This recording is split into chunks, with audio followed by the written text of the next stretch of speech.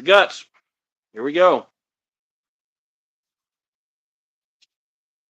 Just keep swinging, swinging, swinging.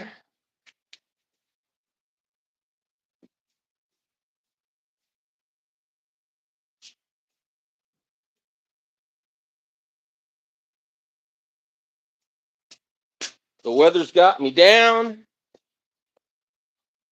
Ready for some sun. Tired of hat racks. So many hat racks. I'm behind and I can't seem to get caught up. Terrible.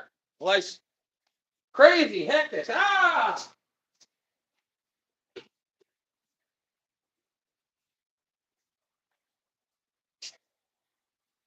But not cold weather hungry.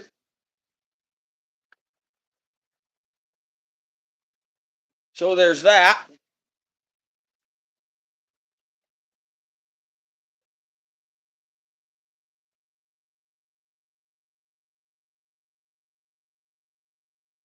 All the stuff I need to forge is covered in 3 feet of snow out here.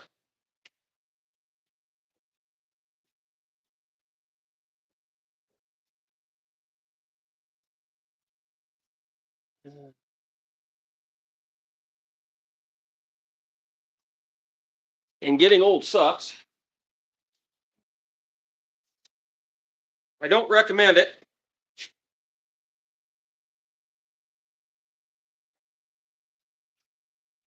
Down to 4 sticks for my good rod, which means I'm going to have to use my second string rod, which is sucks. But I got good coffee.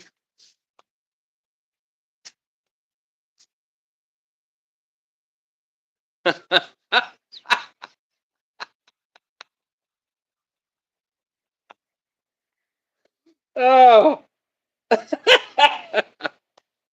Well, thank you. Oh.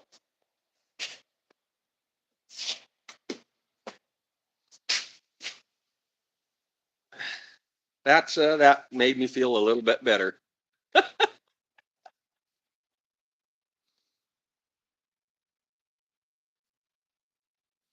Oh shit.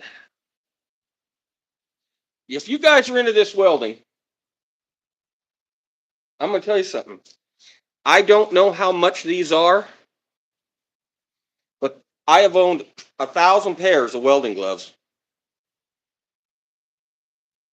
And these are the best.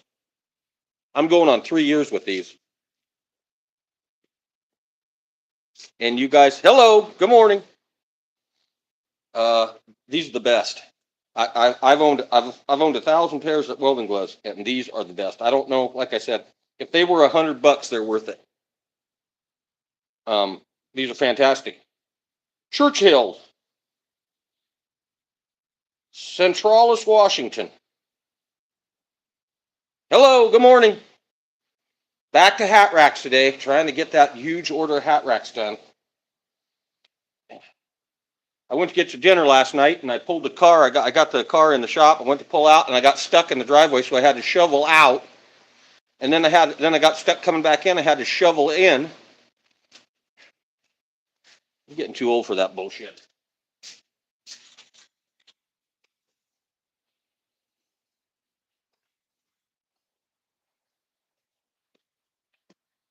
So we're doing hat rack components this morning. Good morning, everybody. Hat rack components. I got to weld the little deals shut, and then I got to clean all the goobers off, and hopefully I can wade my way through the snow and find the tumbler to put them all in the tumbler. I should have done 2 sticks of these yesterday, but I didn't. Should have. On a good note, you have a half a stick of material in here, so I won't have to go outside to hunt material. So, yeah. This time of year is a real downer on me, man.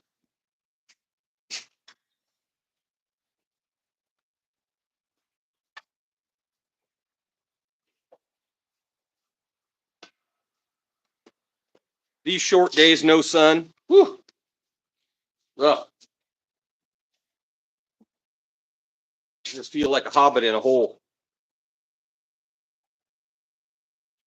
More coffee.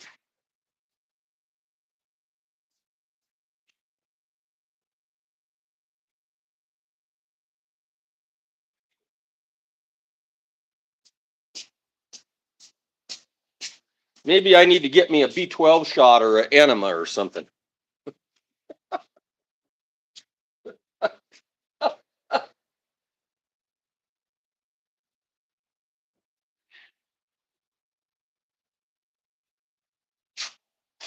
Maybe an enema to help. Something. All right, well, shit, it ain't getting done any sanding here. I might as well weld these up. So, what I generally do is I cut up 20 feet of these at a time, and I bend them up at a time. But I got so many orders that I really should start doing 2 at a time. So I guess that'll be my next put after I get done welding these, and while they're cooling, I'll cut some more.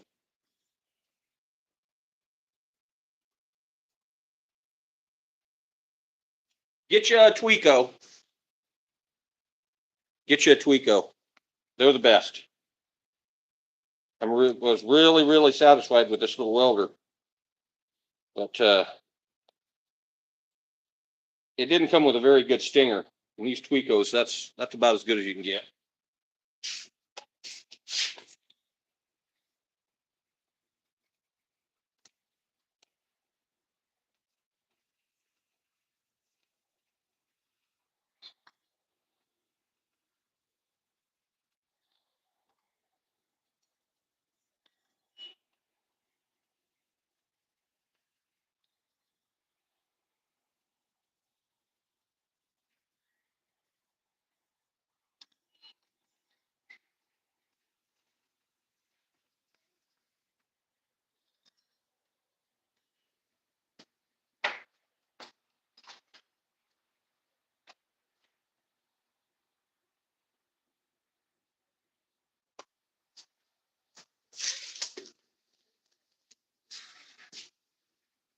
Jaeger infusion. Oh, maybe, yeah, maybe a Jaeger infusion. Maybe that's what I need. Yeah, a little Jaeger.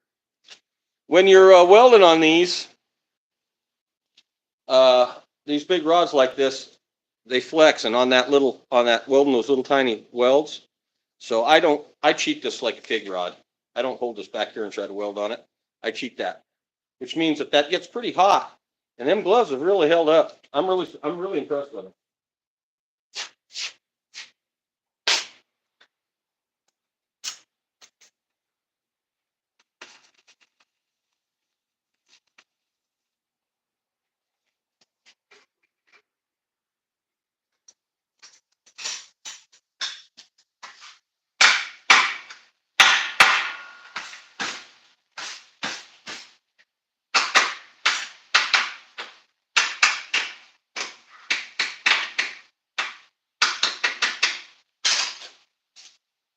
I think I could probably get away without doing that,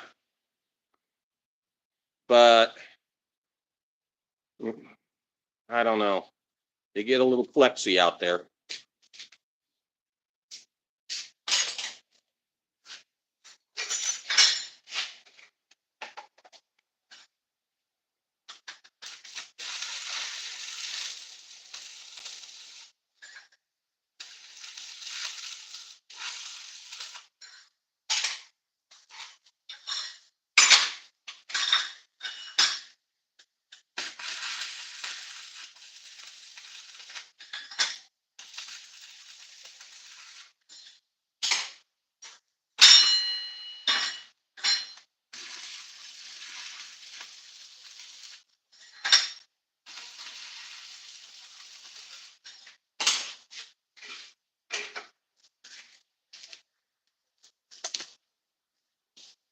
Did anybody hear what the weather was like last night? Chuck, what was the temperature? How low did it get last night?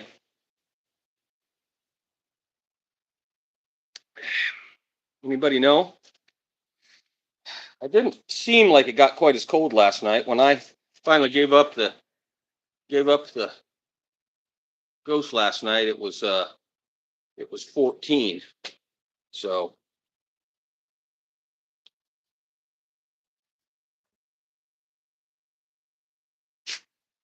The trouble with this is the motivation, keeping the motivation up to continue doing this.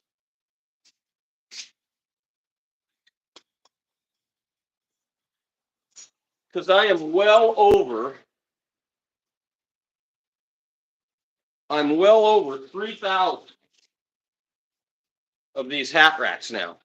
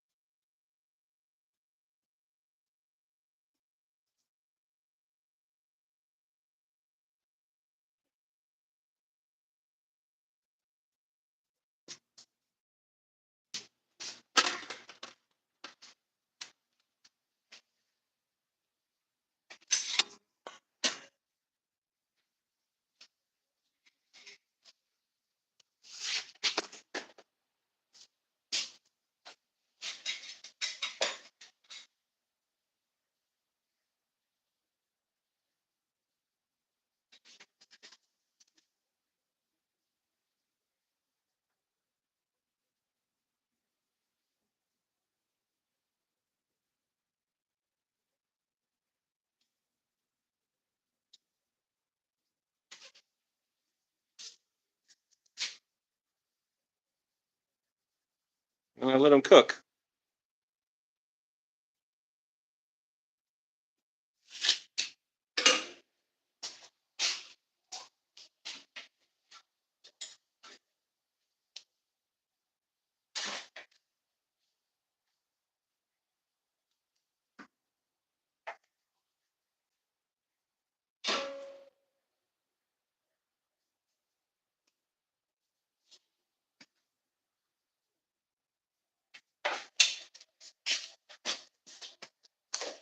So they are pretty labor intensive, actually, you know?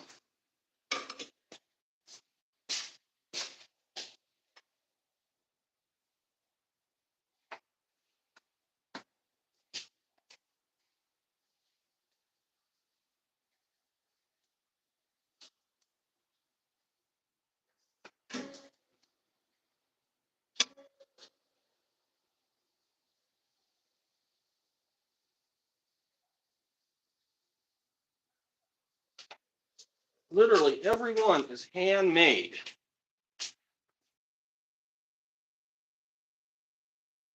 Now we got to set them someplace where they don't melt the plastic or something, because they're still plenty hot.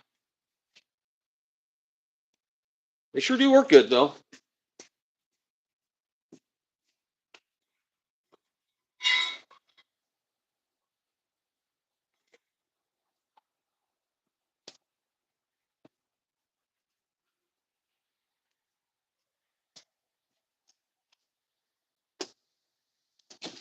Not enough hours in a day.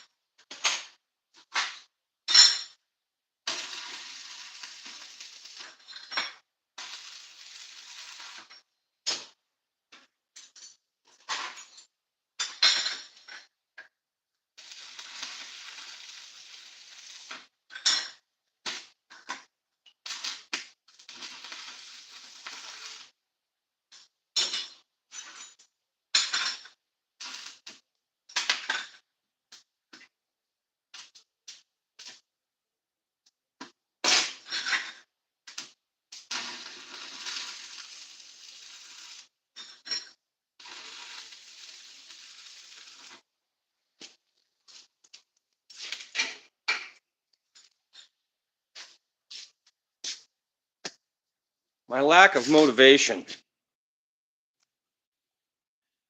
doing these will be the detriment of me. I'm fighting that right now. I've been fighting it for a while, and I don't know how to overcome it.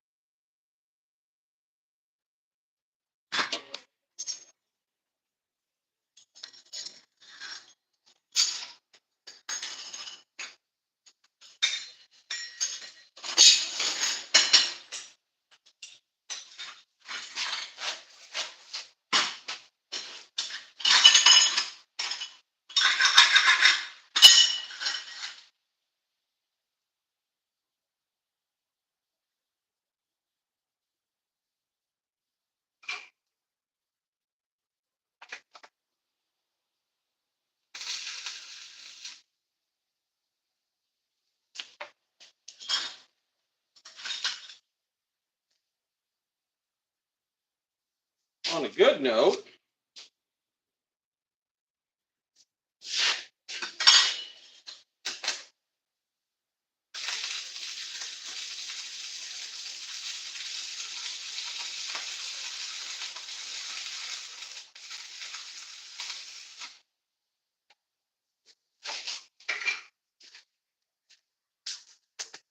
spring is just around the corner. Morning, everybody. Greetings from Cody, Wyoming. Thanks for the likes. I appreciate it. I started doing this because I got tired of watching the news in the morning. So I think, well, what are we doing? 2 weeks straight almost? I don't think I've missed a live stream in 2 weeks. Maybe one day I missed doing a live stream in the morning. And sometimes we're doing something really cool, and sometimes I'm this.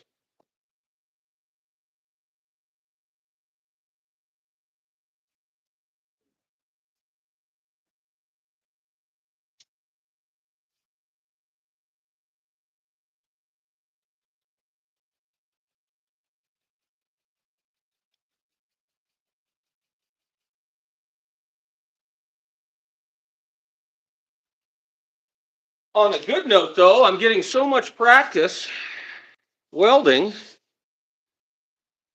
that my welds are improving.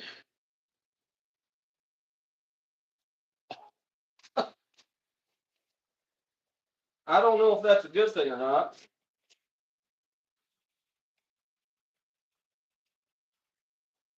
Considering I'm supposed to be a damn blacksmith.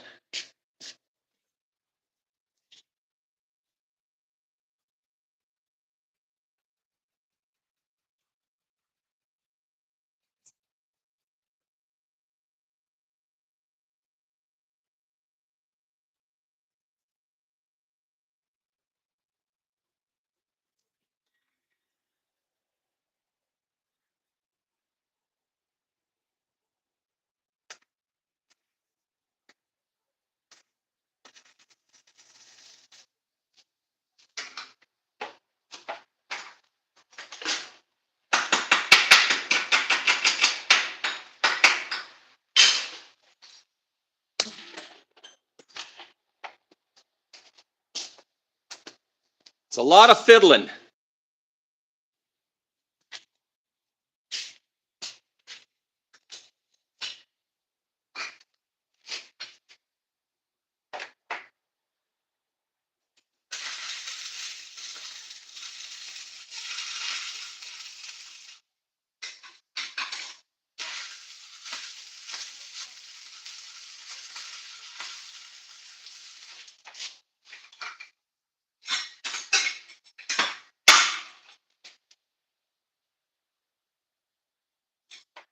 I know you guys don't believe it, but that is a tricky damn weld.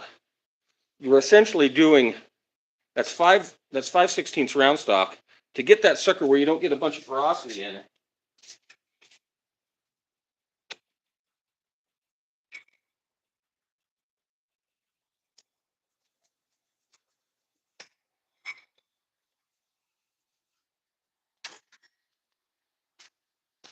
To get that weld where you don't get a bunch of porosity in it is a challenge.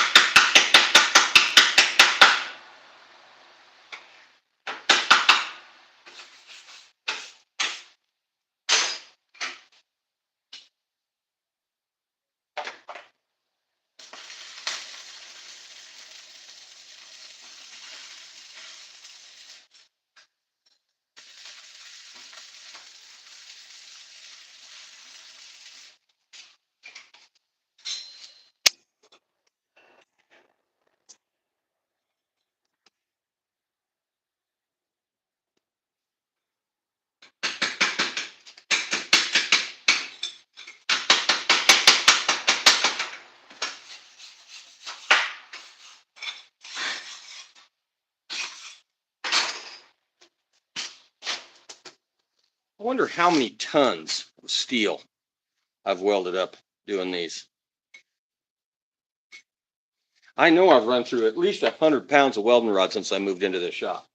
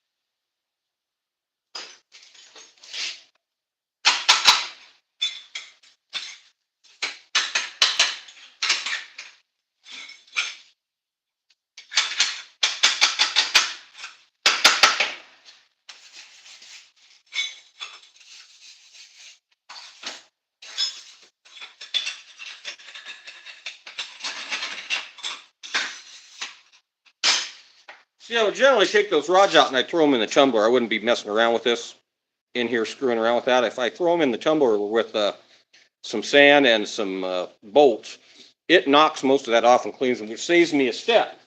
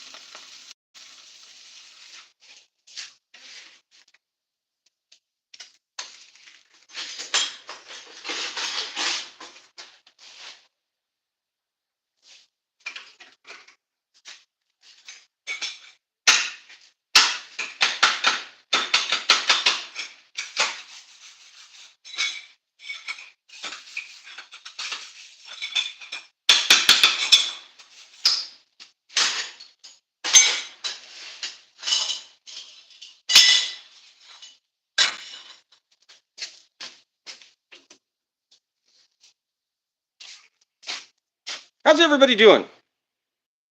I hope you're feeling more motivated than I am today.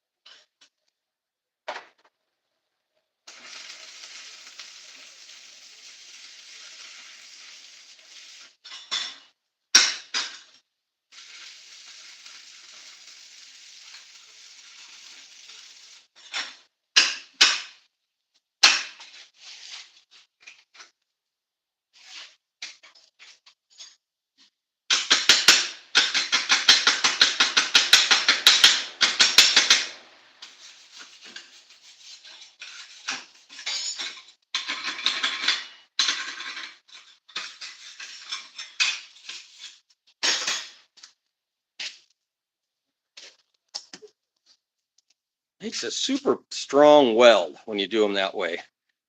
I have tried slug welding them, but they just uh it doesn't work for me. Doesn't work.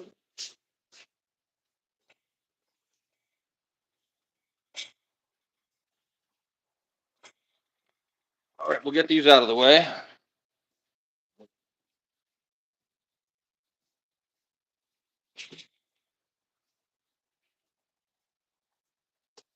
It's weird how you set up stuff in a shop and you don't even realize that you're doing it. So you set up stations. So I have a welding station, I have a cleaning, bending station, got the forging station.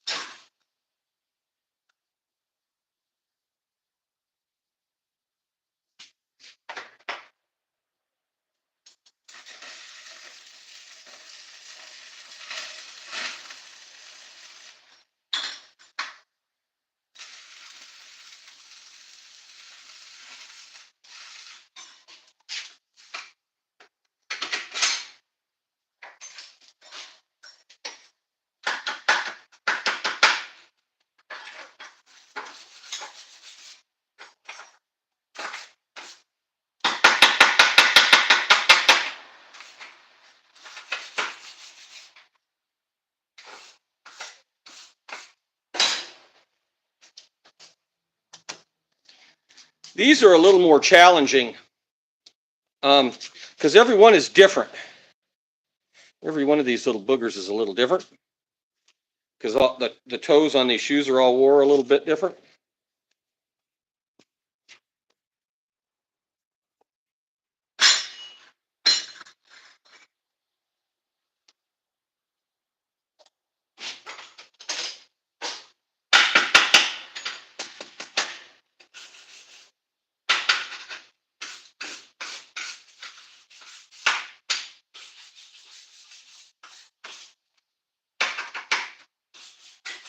In about 15 minutes, I'm going to be sorry I did it this way.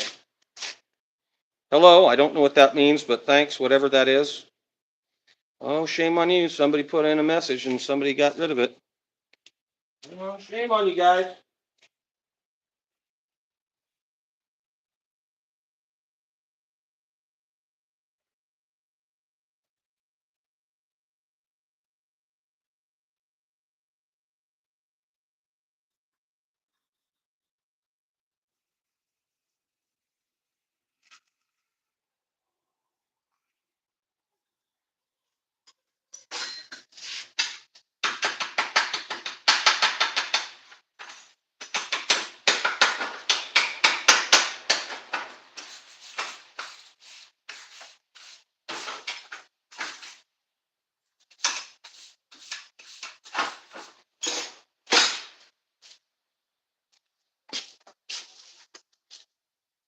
The good thing about being in this blacksmith shop is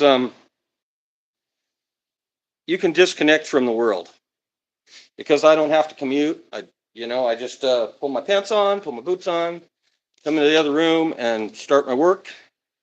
Um, if you want to, you can be totally disconnected from the world if you want.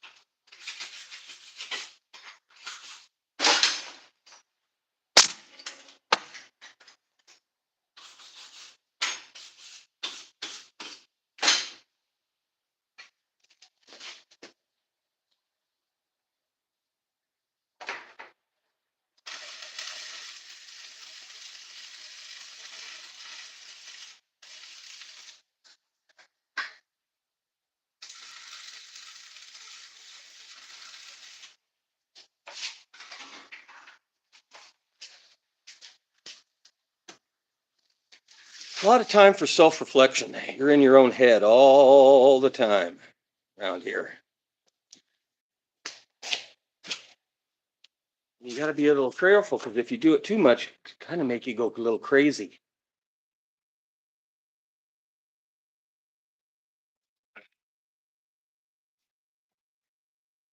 You don't get some interaction with some people when you're working by yourself. You start believing the little voices in your head, and you got to be a little careful because I can go days without seeing anybody in here.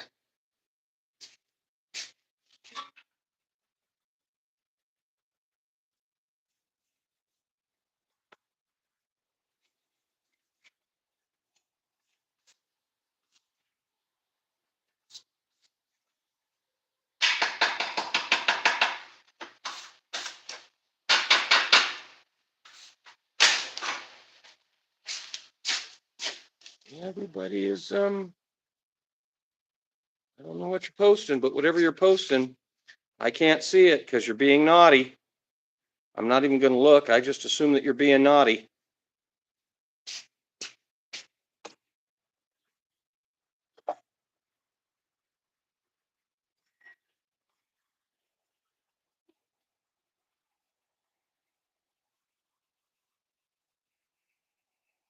Mm.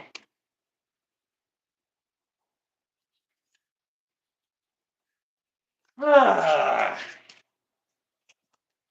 Concretion. Not even the heat and the tumbling sometimes will take that dirt out of there. I mean, sometimes it gets so stuck in there that there's only one way you can get rid of it.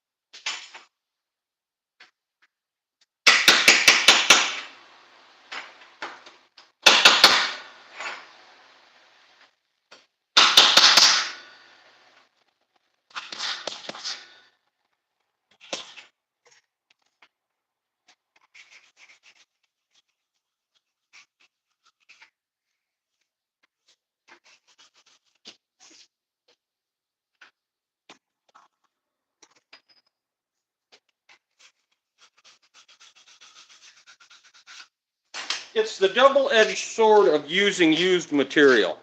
So what I save using used material, I waste in labor screwing around with dirty horseshoes.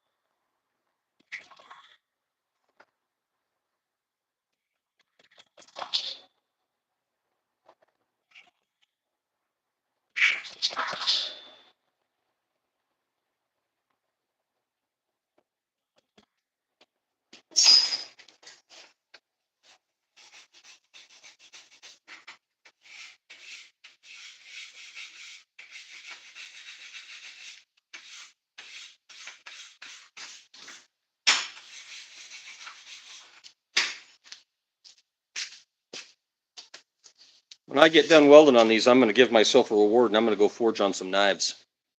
I got about 5 of these left, and then I'm going to cut out some knife blanks and I'm going to forge some knives.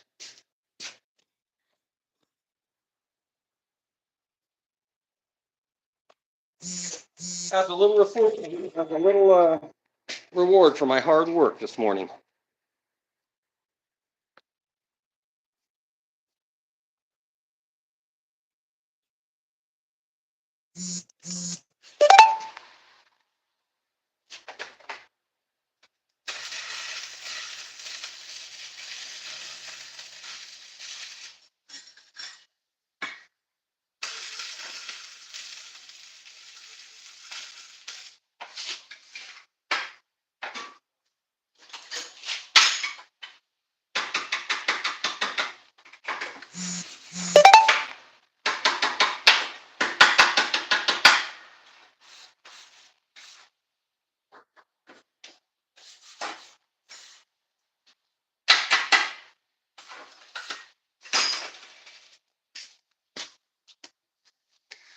So these are custom work that I'm doing,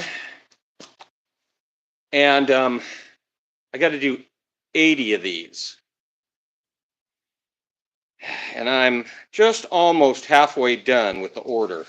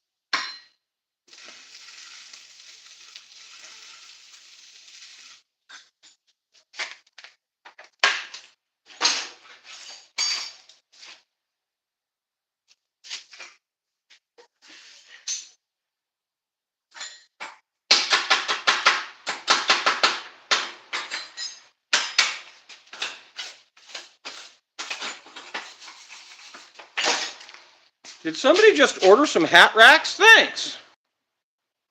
Yeah, this is the dirty part of this is the unromantic part of this whole deal.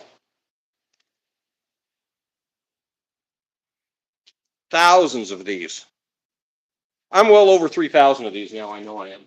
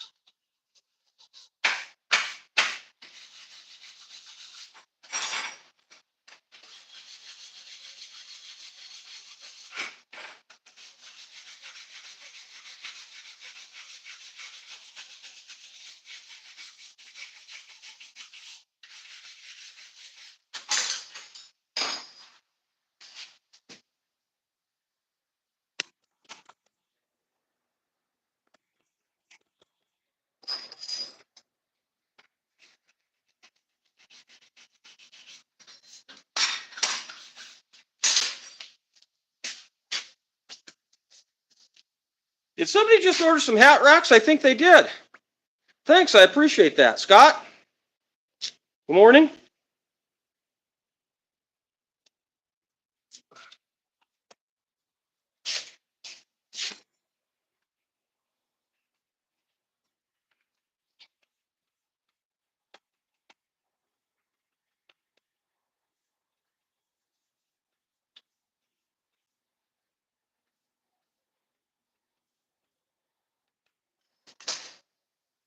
I'll tell you a little story here in a minute. We'll get one of these welded up.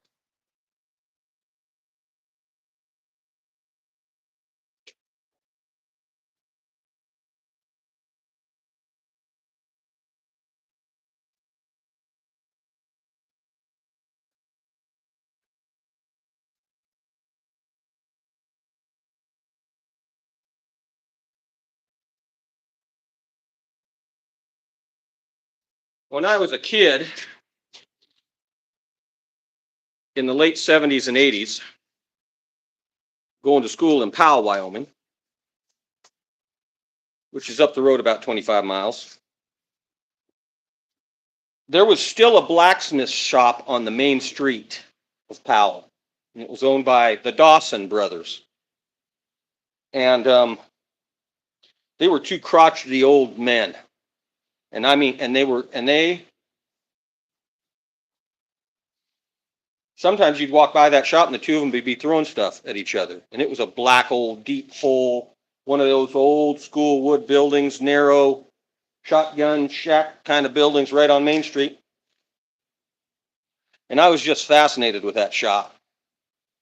And really, it was the last blacksmith shop in the whole country. Like real blacksmith shop. And when those two old guys died, I think one of the nephews took it over, and his name was John Dawson. And I tried to hang around with John some, especially later after I went to farrier school in the early 90s. I tried to hang out with John a little bit just to glean a little of that information that he had. As a matter of fact, he and I, one day I showed up at his shop, and he was forging bean knives. Now, bean knives are two blades that go on a bar on the back of a tractor that cuts the beans and windrows them into a windrow so you can combine the beans. In this part of Wyoming, they grow a lot of beans here. So anyway, that technology is all gone now. So he was standing at a power hammer. He had a little giant, had a coal forge going, and we were redressing the edges on these bean knives because, you know, when they go up through the ground, they wear down. They don't get sharp anymore. Well, that technology is all gone now because now they don't use knives anymore. They use rods, and the rods are replaceable. And so when the rods wear out, you just unbolt them and bolt a new one on.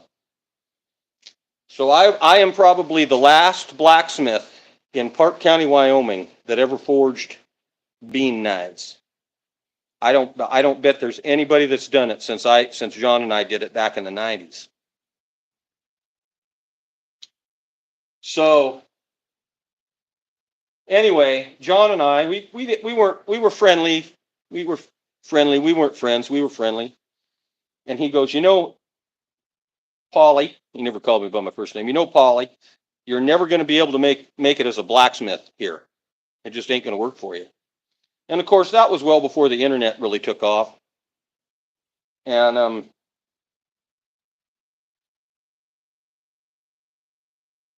I never thought about. It was never a thought that I would prove him wrong. Yeah, it's never. I never thought that I would prove him wrong, but I gotta have. And here's the ironic part. And what reminded me of this story is this saw right here. So this is the hacksaw that I cut every back plate with.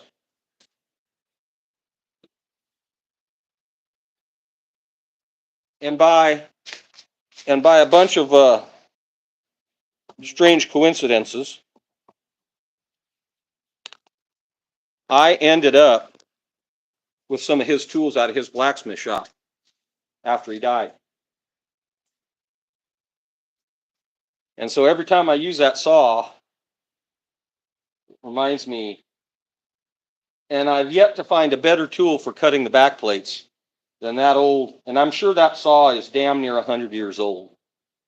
And it's just kind of funny, the irony. Now, John probably could have made a living as a blacksmith if, but he was an old man. When he quit, pretty much, he was in his 70s. I think he died. He was damn near 80 when he died. So anyway, it's just really the irony of it. And I'm 15 miles from where his shop is now. And for a while, I had a shop set up half a block from his shop in Ralston. Just really weird. I've got a bunch of tools from those old guys. I've got a vise from the old Willwood blacksmith shop. Superior Welding, I've got one of their anvils in here that I use. I try to collect up the tools from those old guys and try to keep that alive. The anvil that I use every day came out of a blacksmith shop over in Matitsi. Just really kind of ironic. And now here I am, 53 years old, and I'm aging out of it.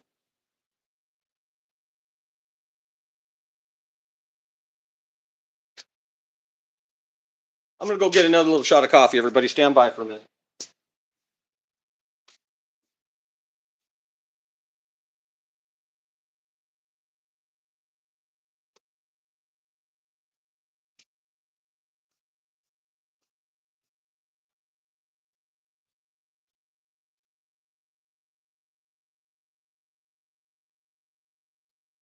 If I knew now,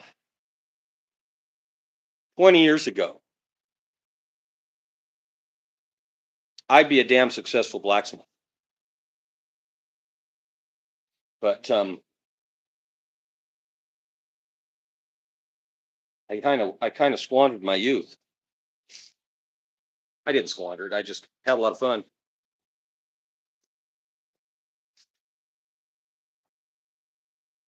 Kind of ironic though. I'm using hammers and tools that at least I'm sure that both generations of the Dawsons used that saw. And now literally 100 years later, I'm still using the same damn saw. Well, and that's part of the reason. And I don't know what I'm going to do if I lose this shop. If something happens and I get out of this shop, I don't know what I'm going to do with all these tools because I'm not going to have a place to put them. And it's like a museum in here. I mean, literally, it's like a museum in the shop. A lot of those tongs, all those tongs came from Park County. Those are all tongs that have been bought at auctions here.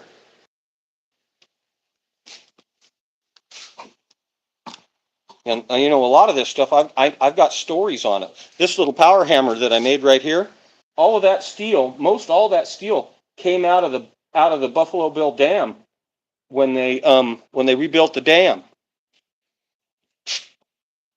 That was all the pilings that they used in the coffer dam. So I mean, it's just crazy. Kind of sad, actually.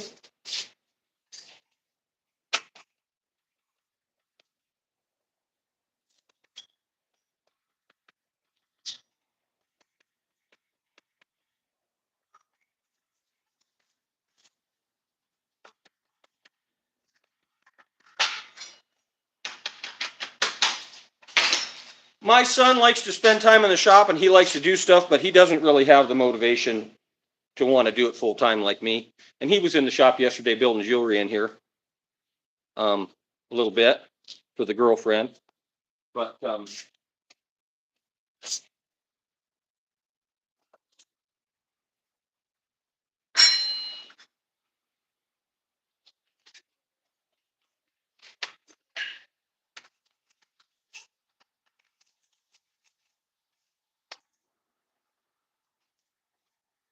there ain't too many kids that are going to be able to say, oh yeah, my dad was a blacksmith.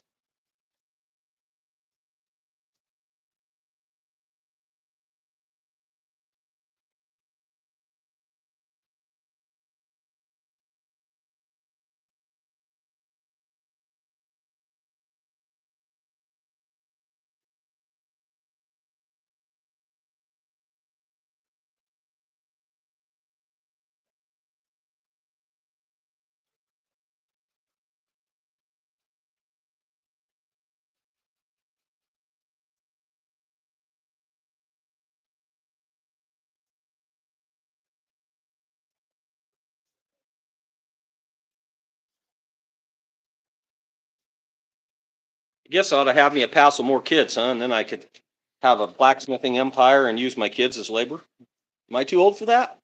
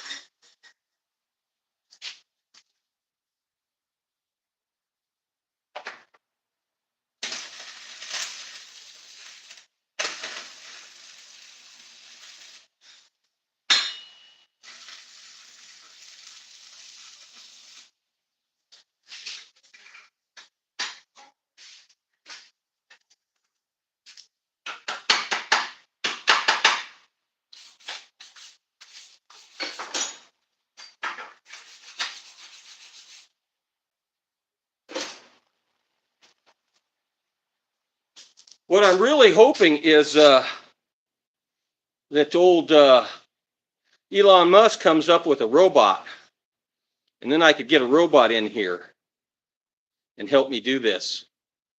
And that would be cool. If I could get a $20,000 robot to come in here and do part of this work for me, now we're talking. And I might live to see it. I might live to see a Tesla robot in here cleaning out horseshoes for me or cutting back plates for me.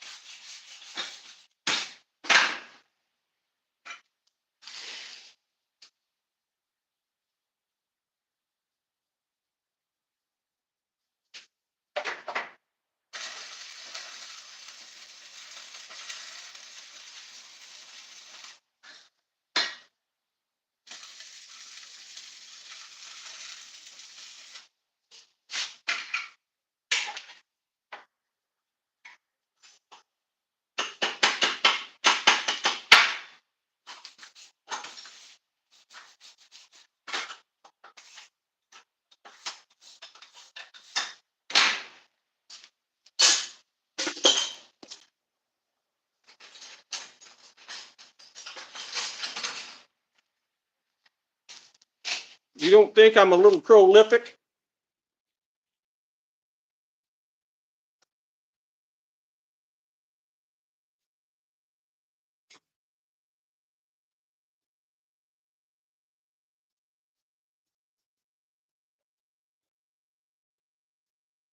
Pro tip, don't shut your welder off right when you get done welding with it because you'll burn them up. Let it run for a little bit and cool off a little bit before you shut it off.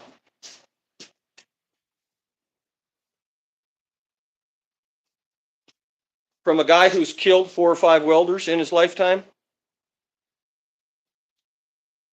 Just saying. Do what you want, but. All right, so I got this piece of rasp that I've all annealed out here. It's all softened. And so I'm going to cut some knife blanks out of this.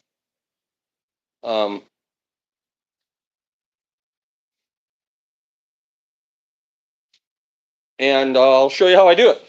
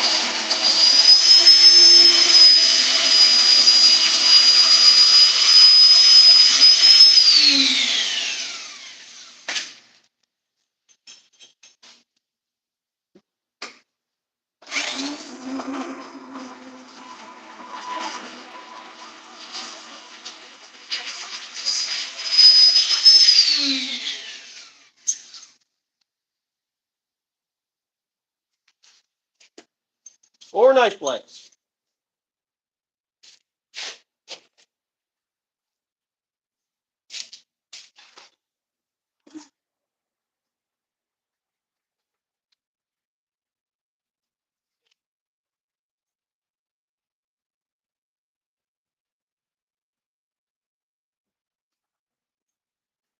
Do too much stuff. I don't know what I got and what's going on. All right, so we're going to take these over to the forge, and we're going to forge some knife blanks up this morning.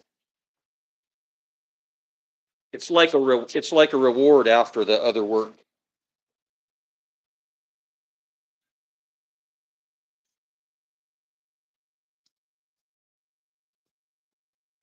Stand by. Time for a move. This is blacksmithing in real life.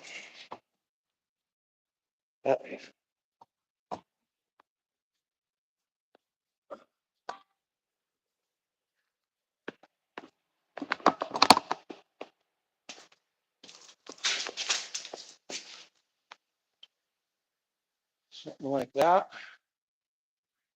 Seems like my lens is dirty. Oh, that's a little better. Quit putting your dirty damn blacksmith fingers on it, NJ.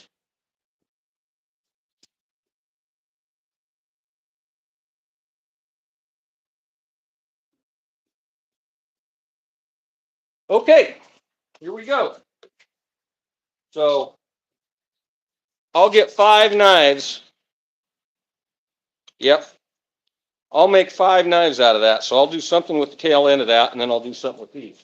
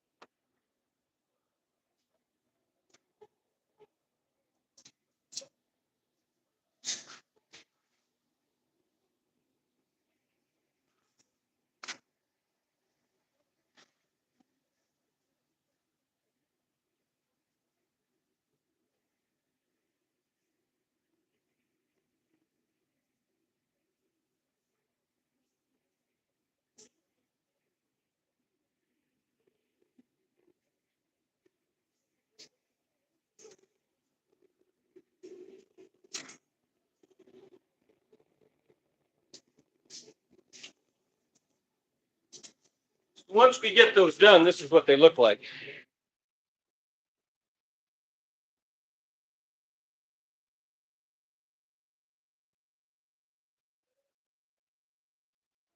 Well, I give it away for free, so you're going to get a chance to see it. I'm pretty proud of this one. This one might, I don't know yet. We'll see.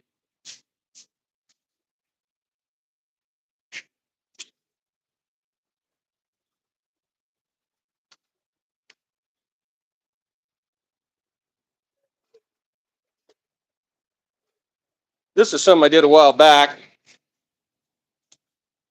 These are just the rough forgings.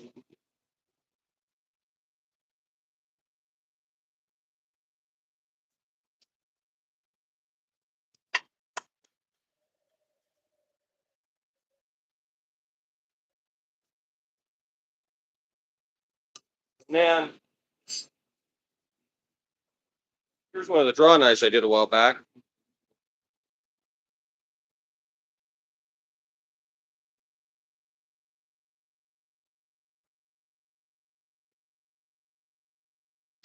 They'll probably end up something like this. We'll see. We'll see how they forge.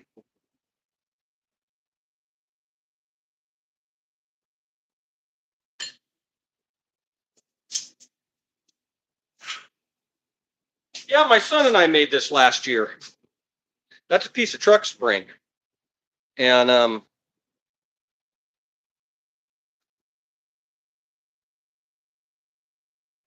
I haven't had a chance to use it.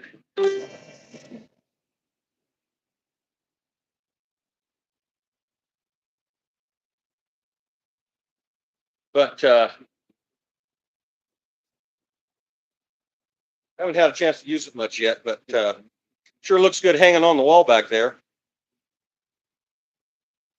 Yeah.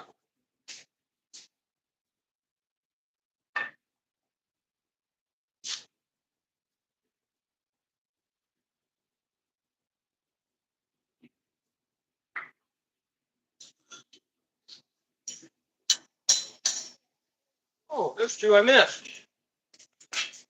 Somehow those got away from me.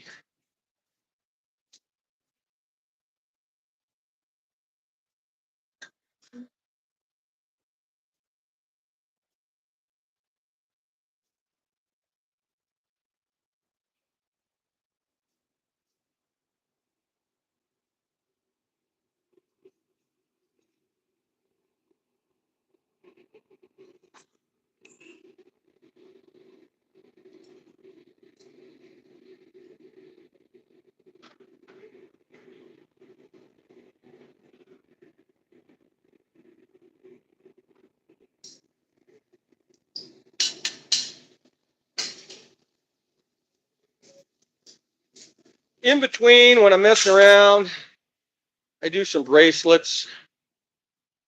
That's what my son was doing yesterday. He was messing around with these.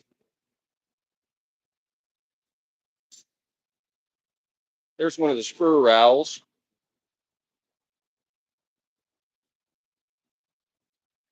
You can see the hat racks hanging back there behind me in the gun racks.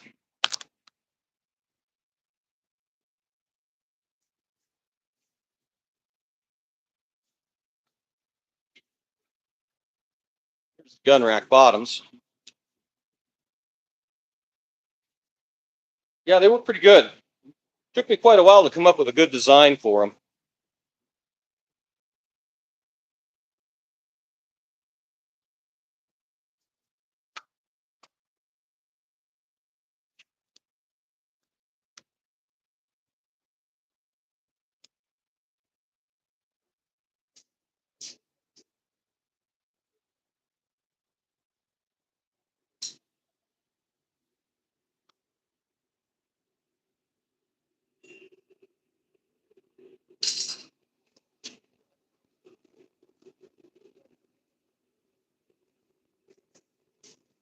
What a lot of people don't realize is less than 10% of the United States is self-employed.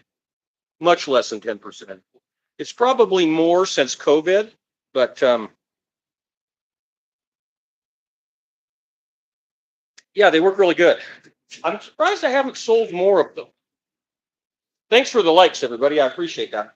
That helps everybody see it. The more you interact while I'm live, then more people come in.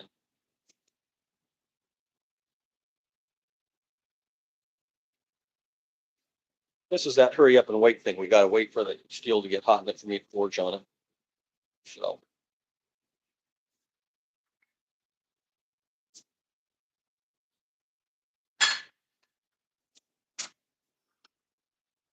I need to redo the edge on this one. I got it pretty thick, so I need to take that over to the belt sander and redress that. But what people don't realize is most tomahawks were small. That was pretty much that's pretty much the size of an original, you know, 18th century. During the Revolutionary War, that's what they would have been carrying, something small like that.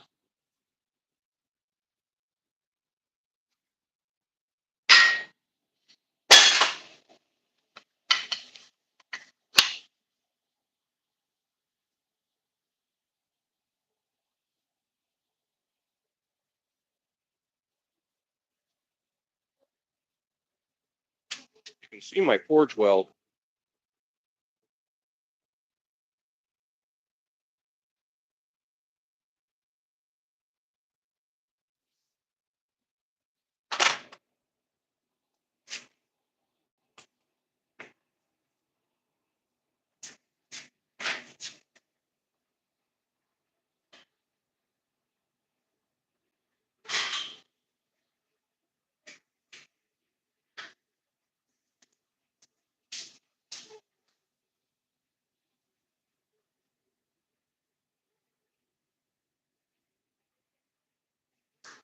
Takes a little bit for the heat to build up in that forge a little bit. It'll be a minute.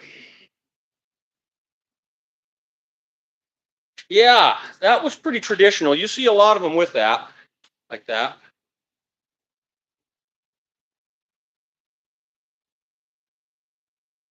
I think I'm going to put this one on the Etsy store.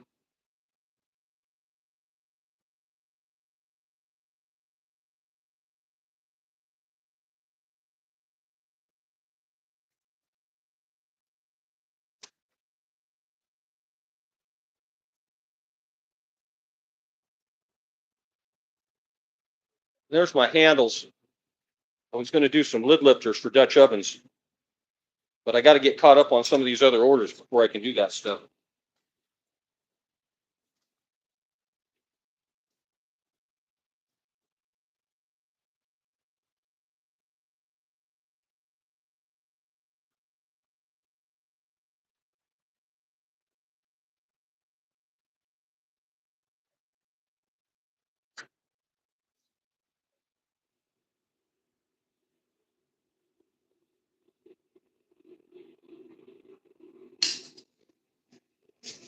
When I screw up a nail, I really screw it up.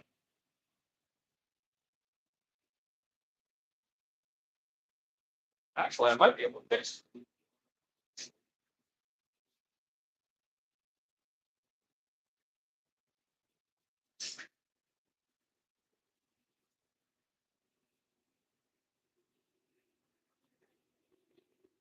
Maybe.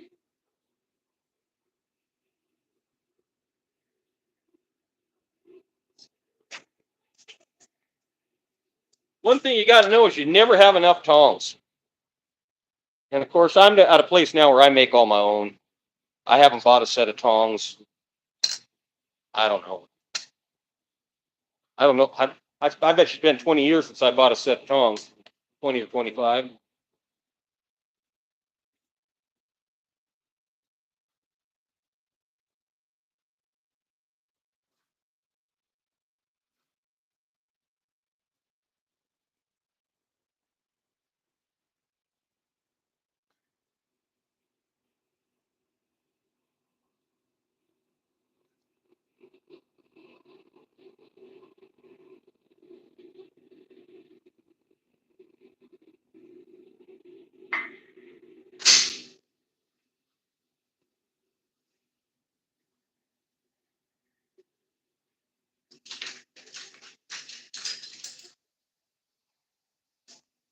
That's the last set of new tongs I bought.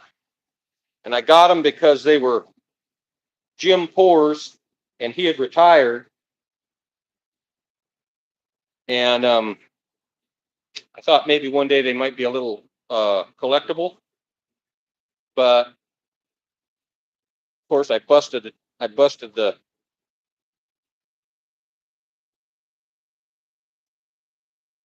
you know, new material is so cheap. You just can't buy it at the hardware store.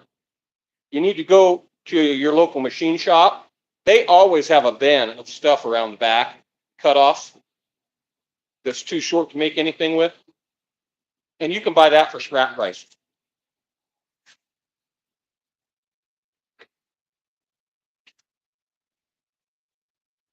So I guess these aren't collectible anymore, considering that I had to weld them back together.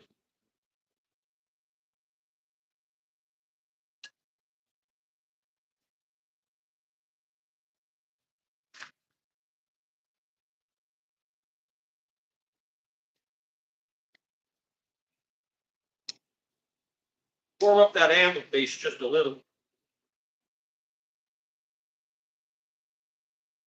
Hammer.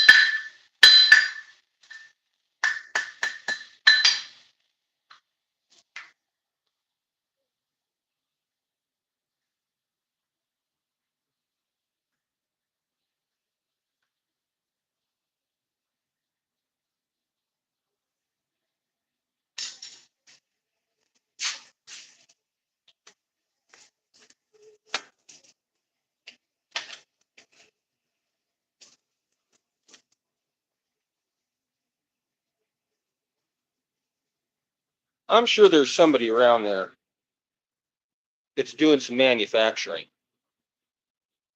And the big thing about making tongs is you do not want to use you don't want to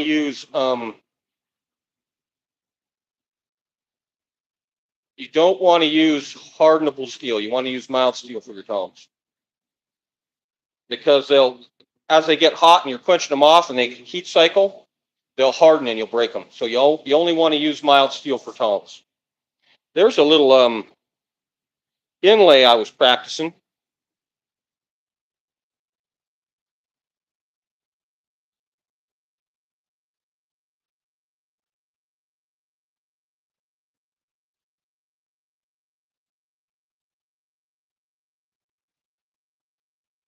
Some people call that a Viking inlay. I've seen a lot of Mexican spurs and bits, and they do that same style on bits and spurs. I can't afford silver, so I use copper. I've seen a lot of people use brass too, brazen rod.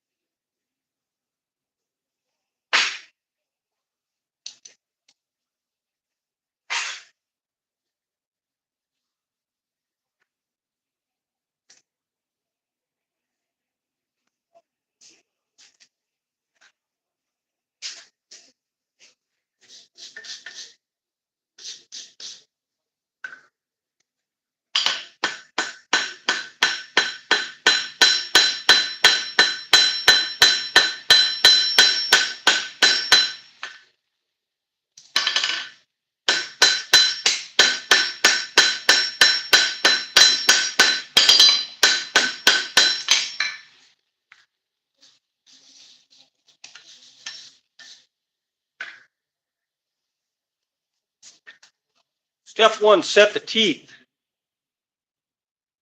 back down into that. That's step one.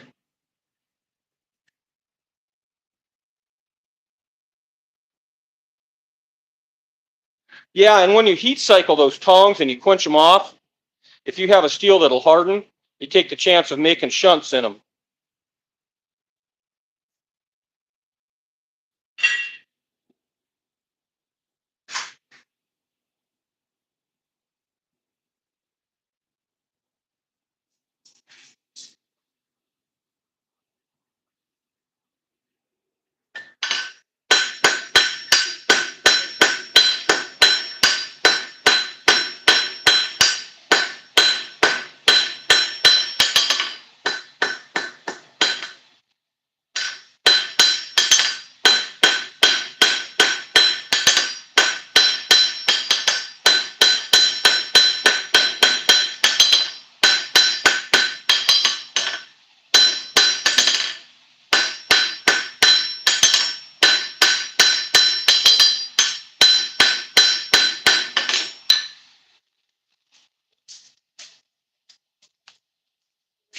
Invariably, when you're doing these nails,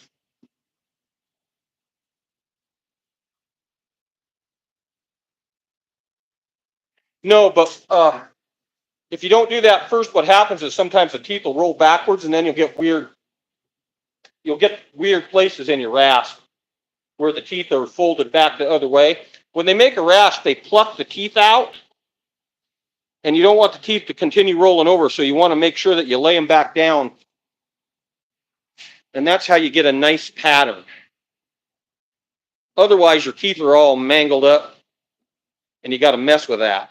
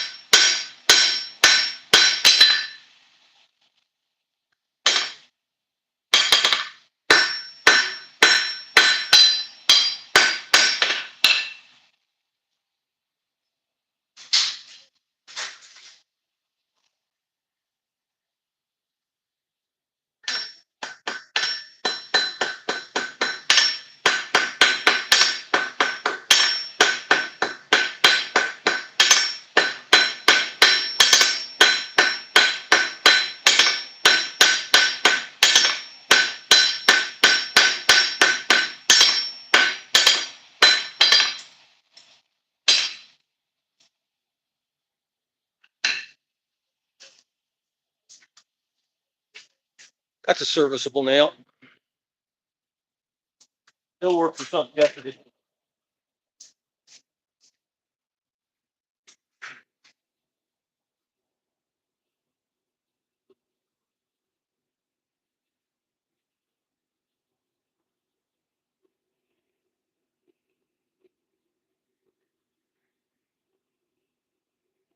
Well, I might work on 2 of these at a time. Now I'm gonna hit these with wire brushes before I mess with them, because invariably you get crap in there from the horse's hooves and stuff. Then I'm gonna directionally hit that.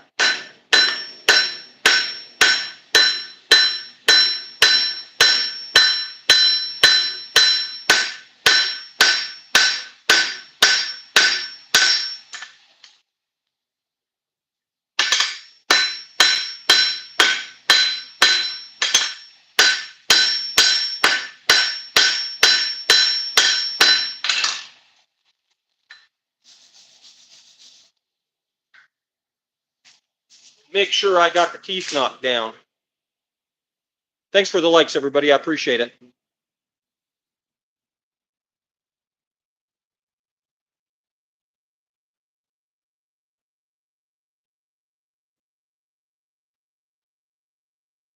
Boy, everybody's a pro, aren't they? Get a load of this guy. Can you guys read that comment? You think I haven't been doing this for 35 years?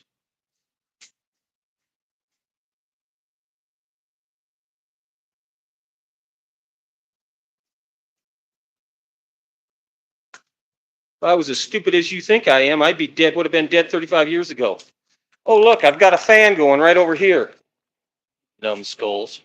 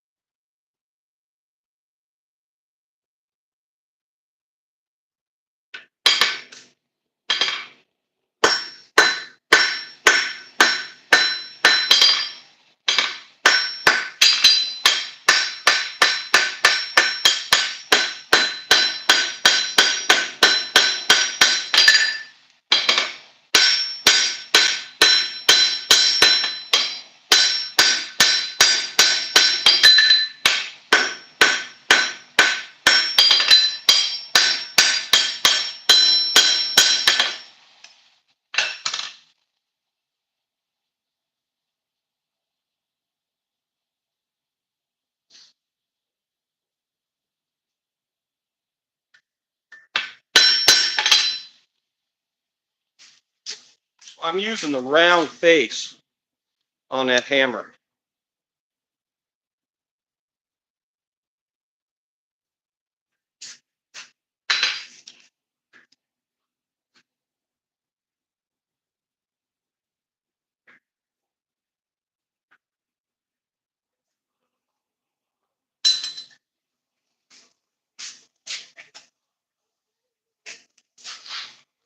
People rolling into the live, not knowing that I've done over 1,100 videos on my YouTube channel in the last, I think I started the channel 12 years ago.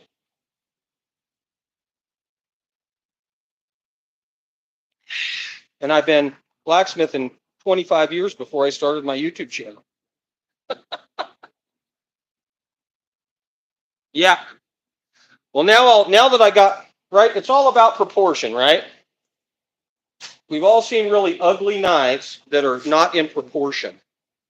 And you can have a short hand, but you got to have your blade in proportion or else they aren't appealing and they're hard to use.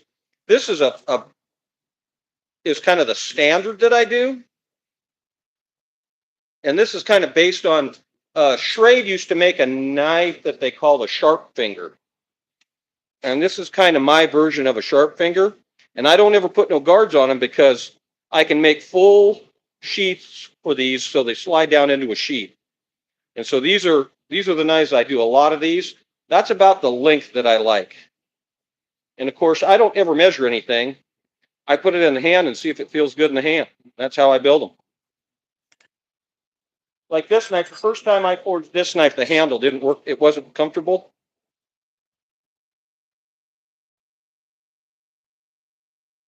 And so I had to reforge it.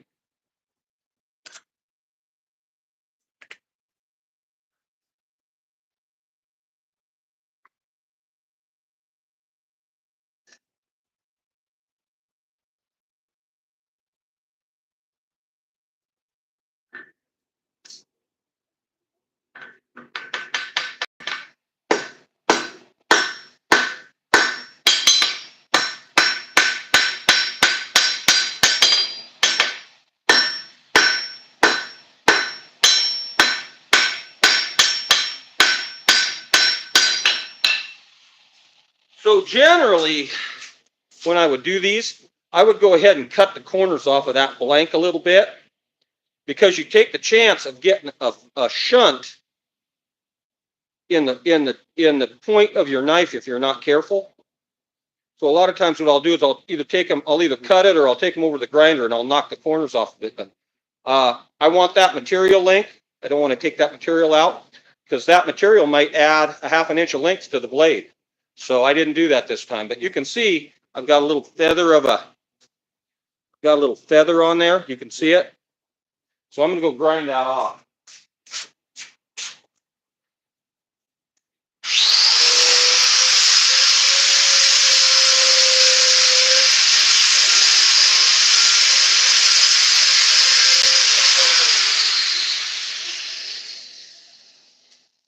You don't want to forge, like if you get a little something like that, you don't want to,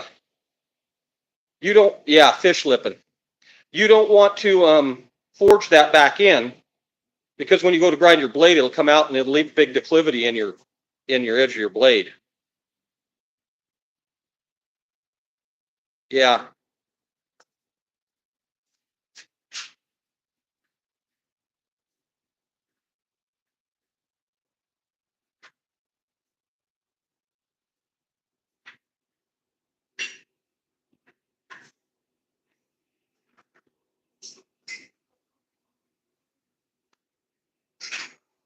So here's a second way to get that curve in. If you don't have a rounding hammer, here's a second way to get that curve in your blade.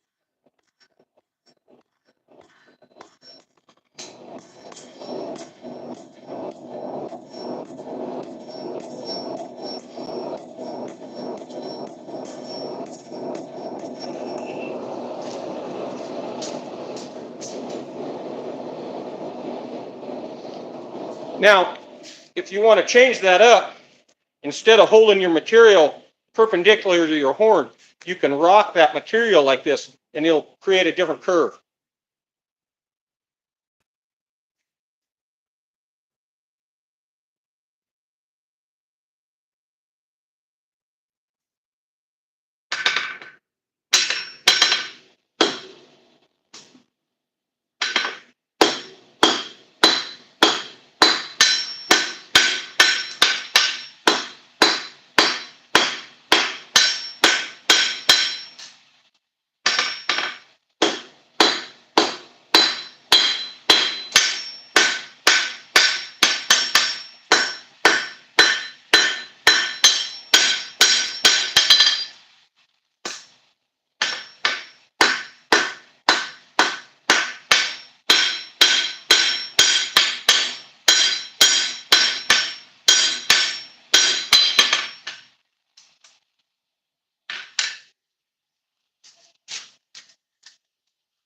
So see, that's what I was talking about, weird. I got a lot more handle than blade, but I'm going to draw that out because I can always scooch this handle up a little more.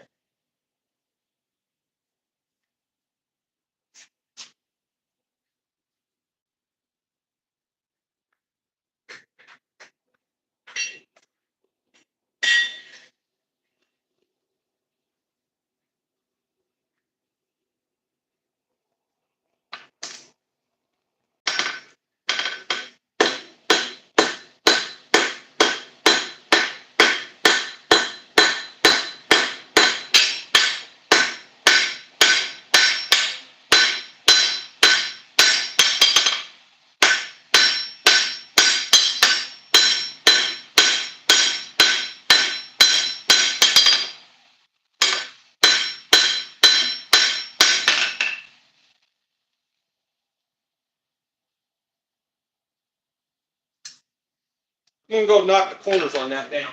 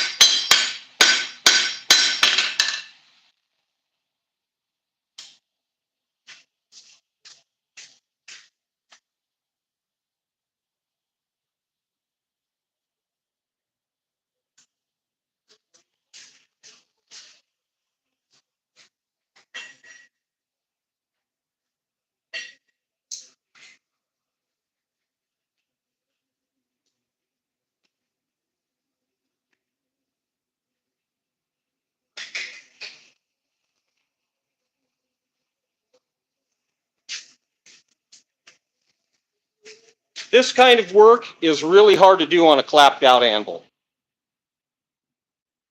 So, because any kind of a declivity that you have in the face of your anvil, you're putting in your work. And if you're trying to do nice, smooth knives, especially when you start to lay your edge profile in, all of those little all those little declivities that you have in your anvil face will end up in your finished product, which means that you have to grind a lot more in the end. So I always recommend guys if you're planning on doing this, especially this little fine work like this, either get your anvil refaced or go buy a new anvil.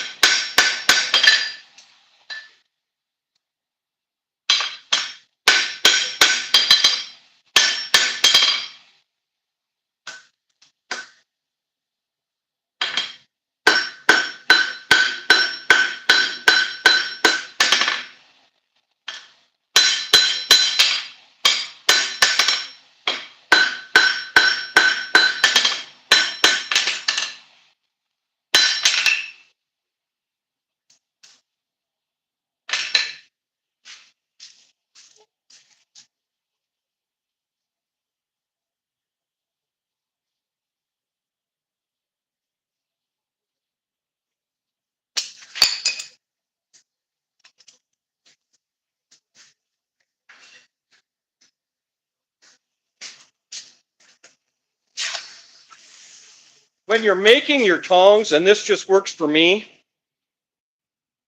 I like to get my bolster back a little bit, and that allows me, when I put that blade in there, that allows me to lock that blade in there so I can get above it a little bit and lock it in and use the back of the bolster to lock it in. And that way, when you're forging on that, you don't take the chance of your work flipping out.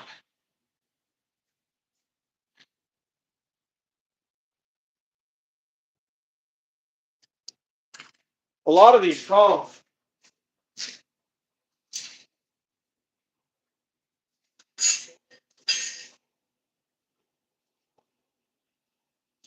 I don't have any.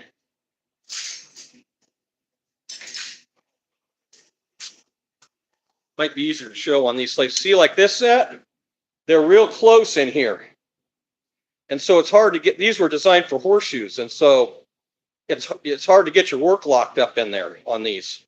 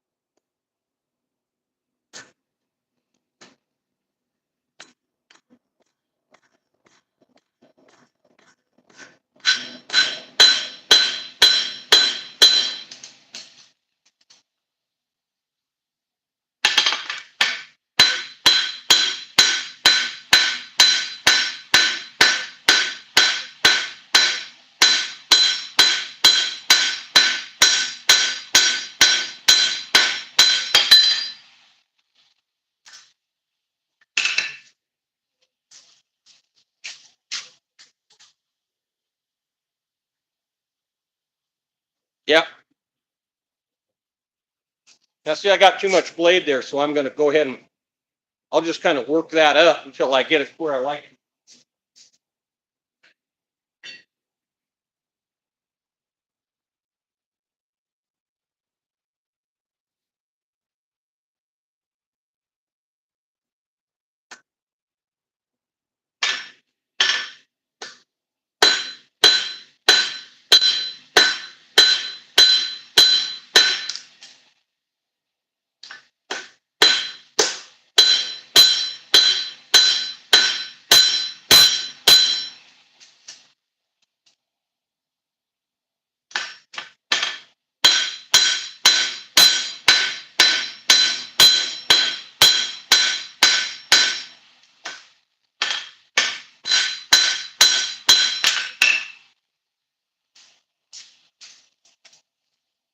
See how I lock that against the soft face edge of that?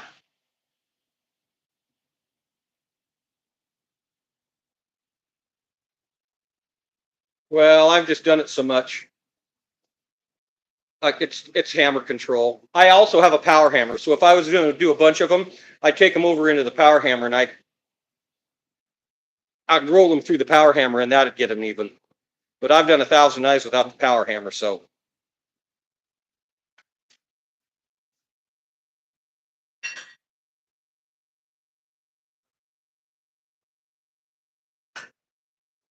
That tip is always going to want to sweep a little.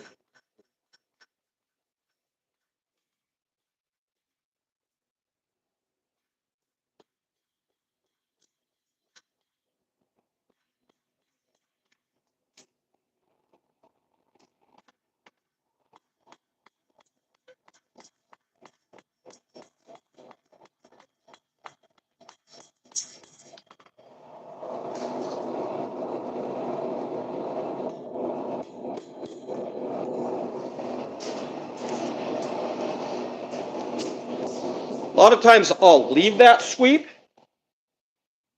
and then I'll take it off in the grinding or the filing. I won't let it get too dramatic, but I'll knock some of this down. There you can see the sweep where it wants to sweep up. I might tap some of it down, but I'm going to leave a little in there because if I leave a little material, then I can adjust. Then I have room to adjust.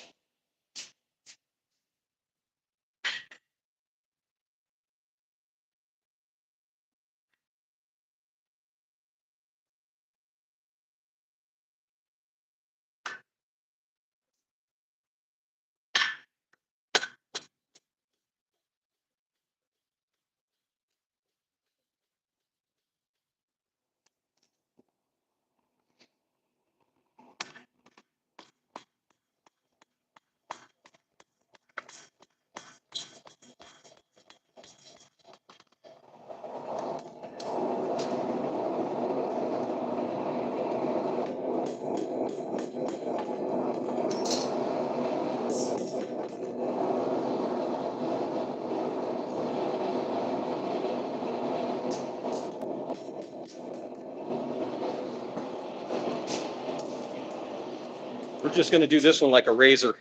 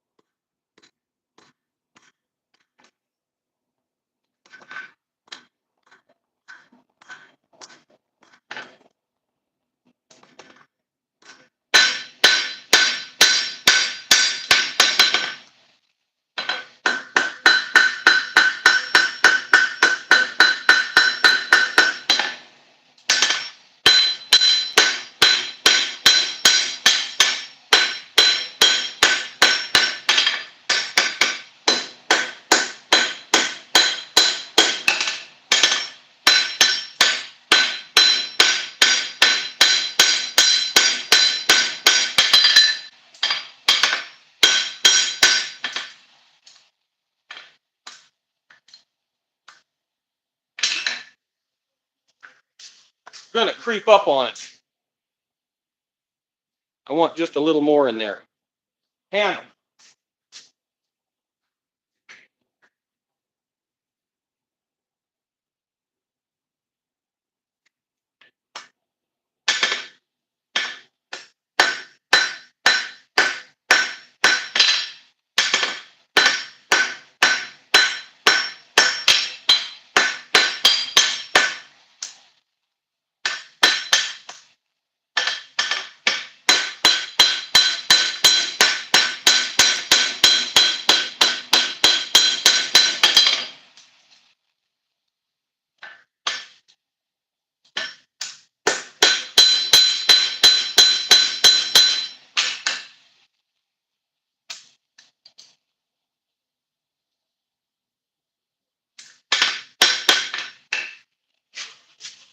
So you're going to have fat and wide spots from where you squish that.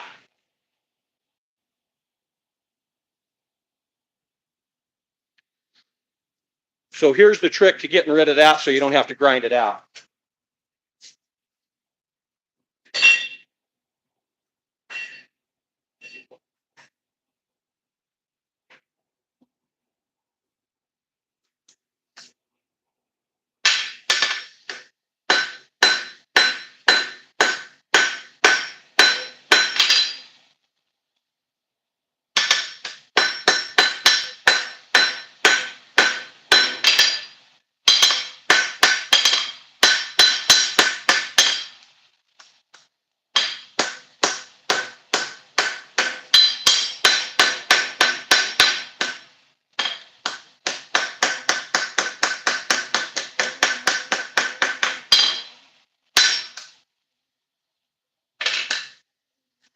Now we're getting there. Thanks for the likes, everybody.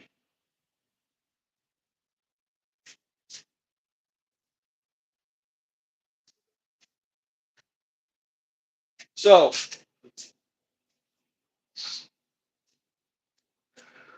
I have something called a flatter.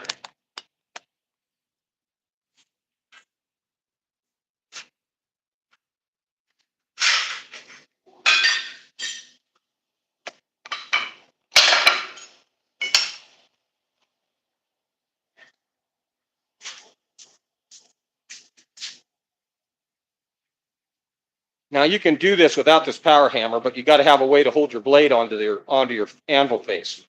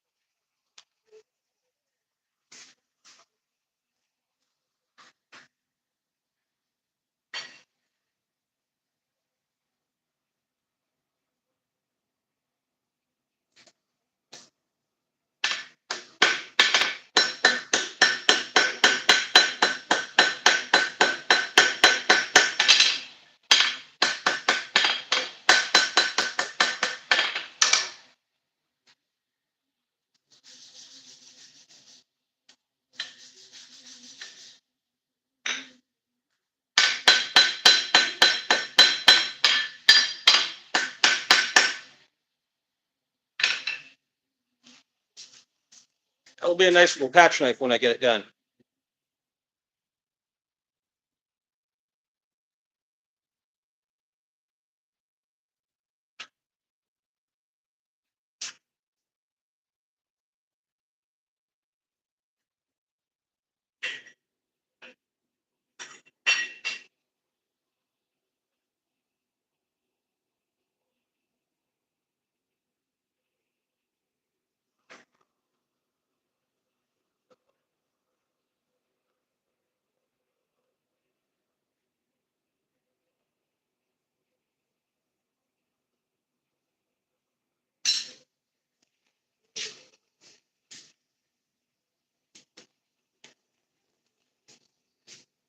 Let those get heated all the way through.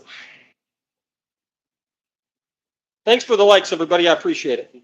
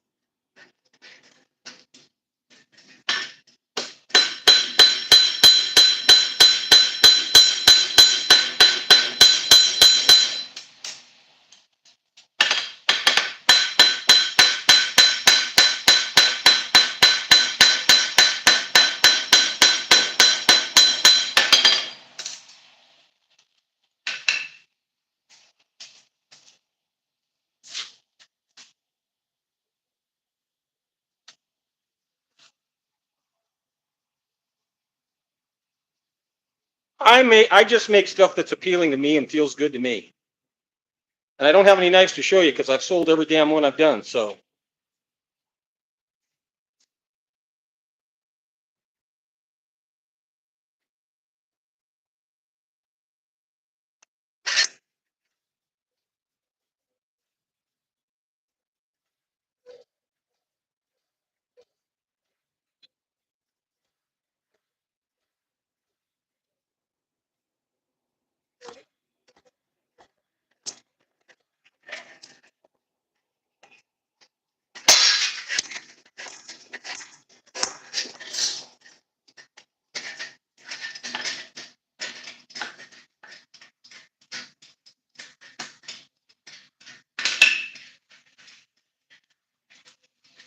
that flatting saves you a lot of time from putting that knife against the grinder and trying to get them flat. This saves a lot of that work on the belt grinder, on the platen. You can see that takes out a lot of that. That using a flatter takes out a lot of the, and you could use a flatter on the anvil, but your work, you got to make sure that your anvil face is perfectly flat, and you're going to be chasing your work around a little bit.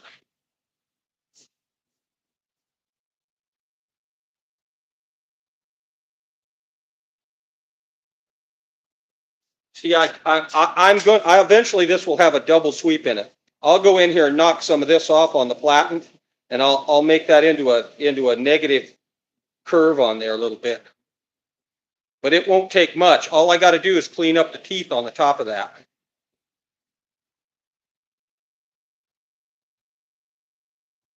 Yeah, for sure it helps with the warpage.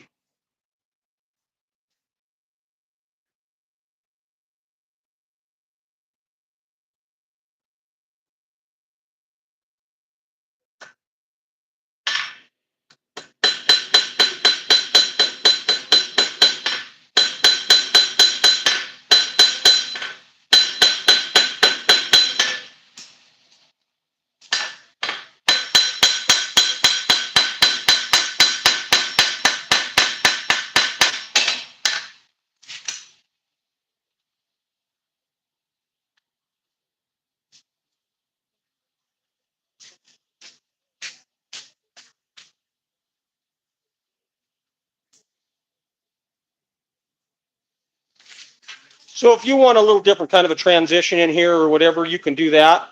Sometimes I'll run a chainsaw file down through there and make a little hook for your so your finger doesn't run up over the blade. Sometimes I'll do that.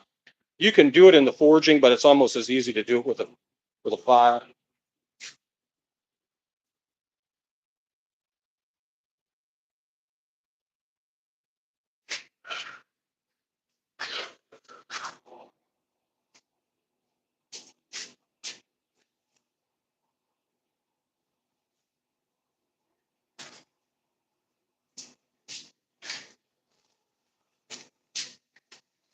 I'll show you.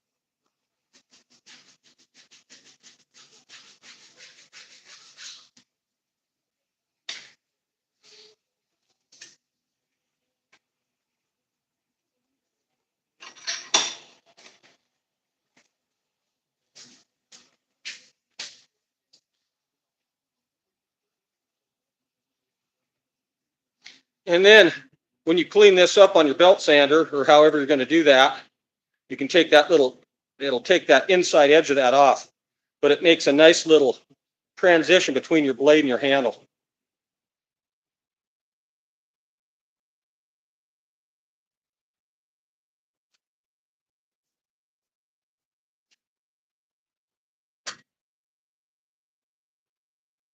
That's too small.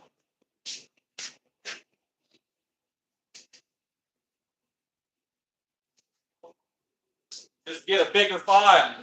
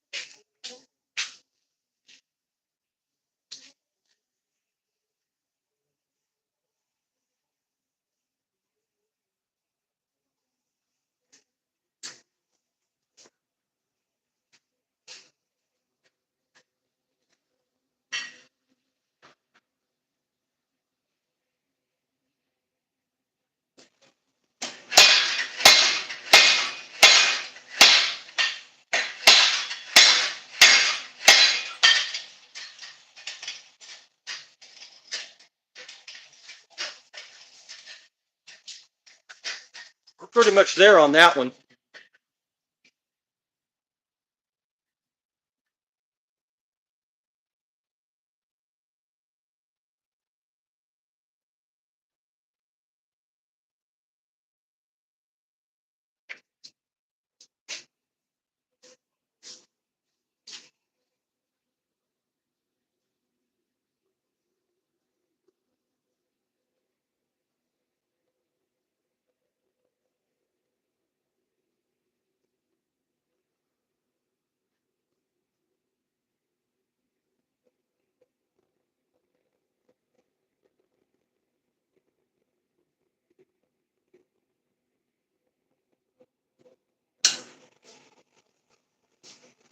I'm really screwing around with this morning. Generally, it wouldn't take me more than about 4 heats to do one of these. I can pound them out, boy. Not more than 5 heats generally. But especially now that everything's warmed up.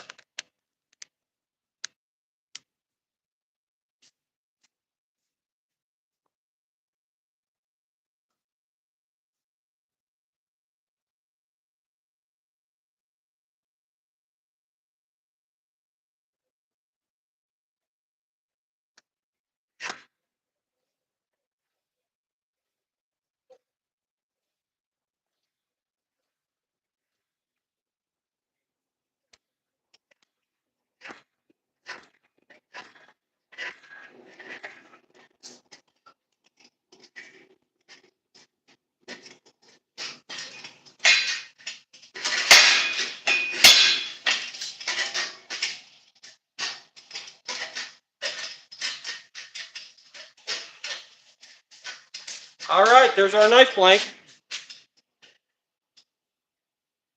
Now we got to anneal them.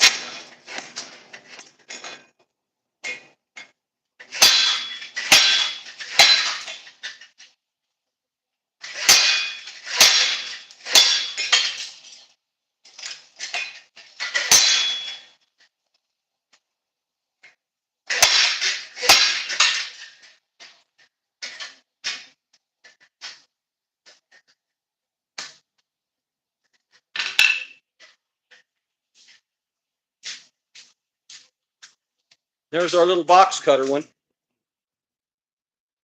And I'll decorate that up. Once it anneals, I'll probably put some file work in the back of it. I try to get them as close to forged finished as I can because it saves a lot on your grinding. And those grinding belts are expensive. They've doubled in price in the last 2 years.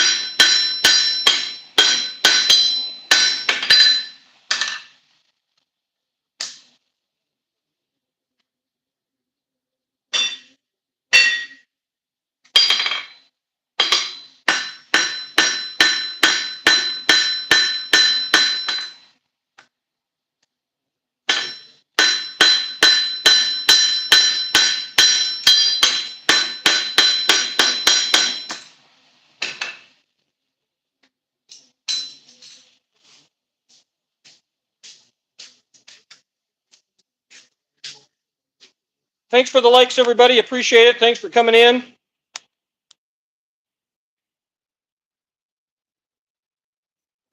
This morning.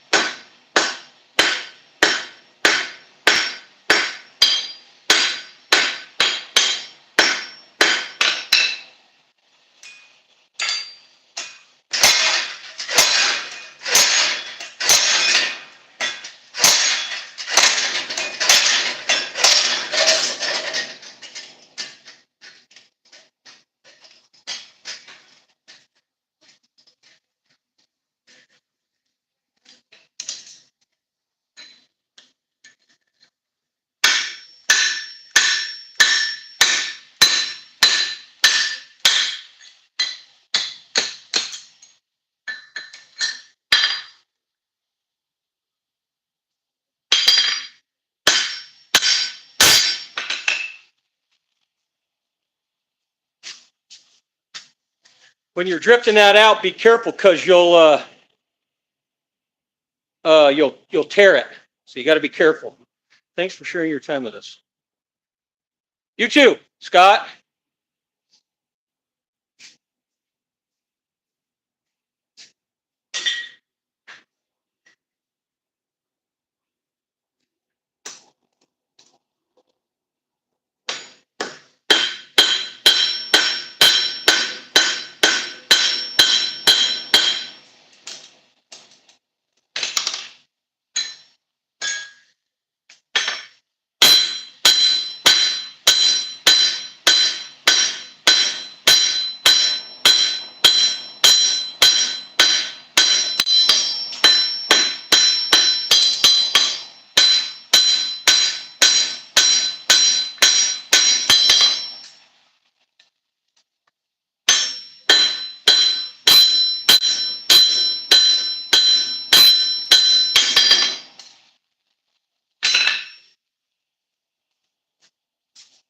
I can kick them, or if I can get to kicking, I can do them in about 5 heats.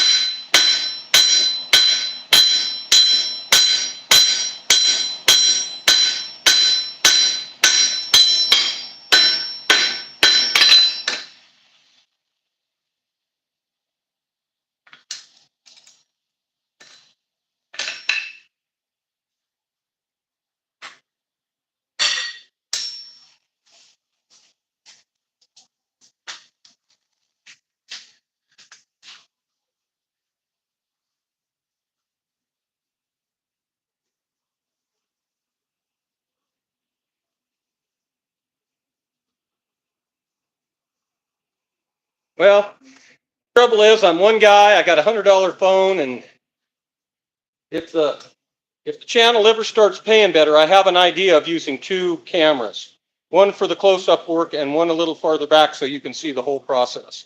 But it's just a matter of getting enough followers and subscribers to do it.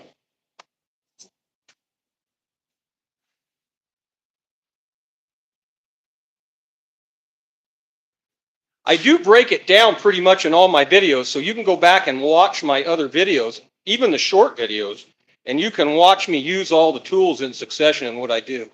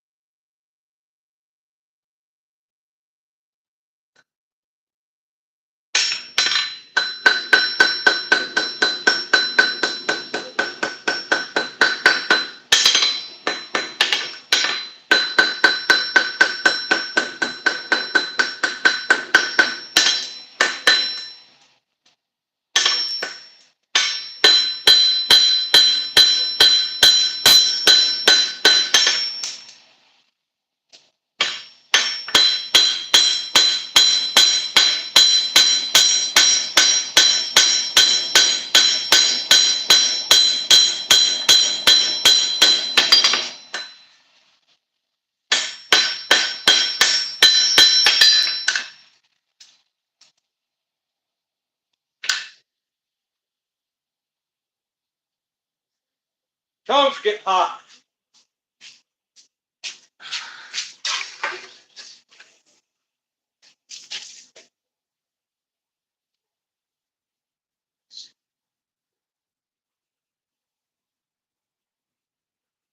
Yeah, I don't exactly know what I'm using because I use so much used material that I don't really know. I rarely forge new material. I know I use a lot of 51 series steel, like truck spring steel. The old rasps are W1. I don't know what a lot of these new rasps are. Depends on the brand. I'm sure they're all using a different kind of steel. So I don't know. I don't exactly know what I'm using.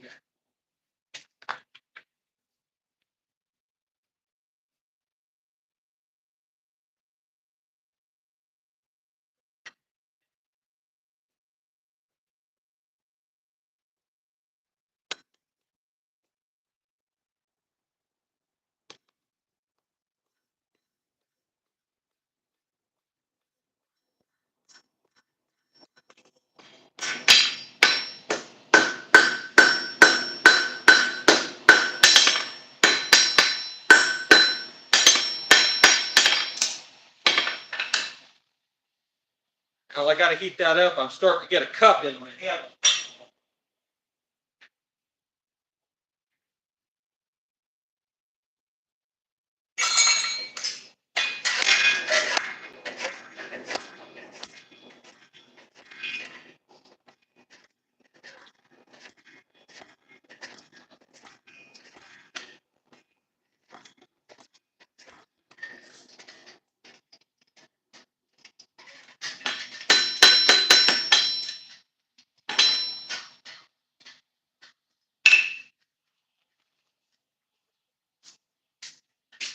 I'm going to straighten that out. I got a little more too much sweep in it. And then I'm going to lengthen out the handle just a little bit. And I'll show you what I'm doing over here at this other tool. This is a treadle hammer.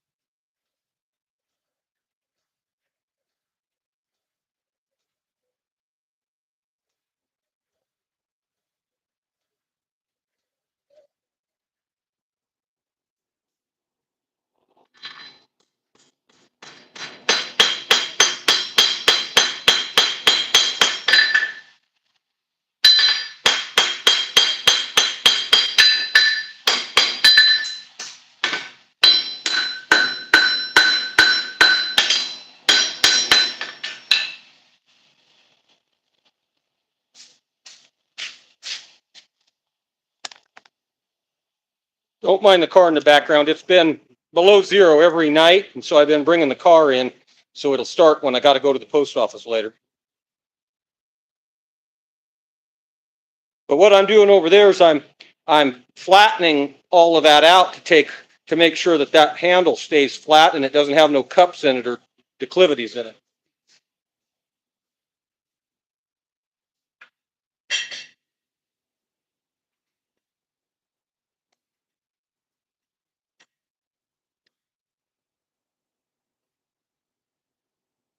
Got a lot of sweep in this blade.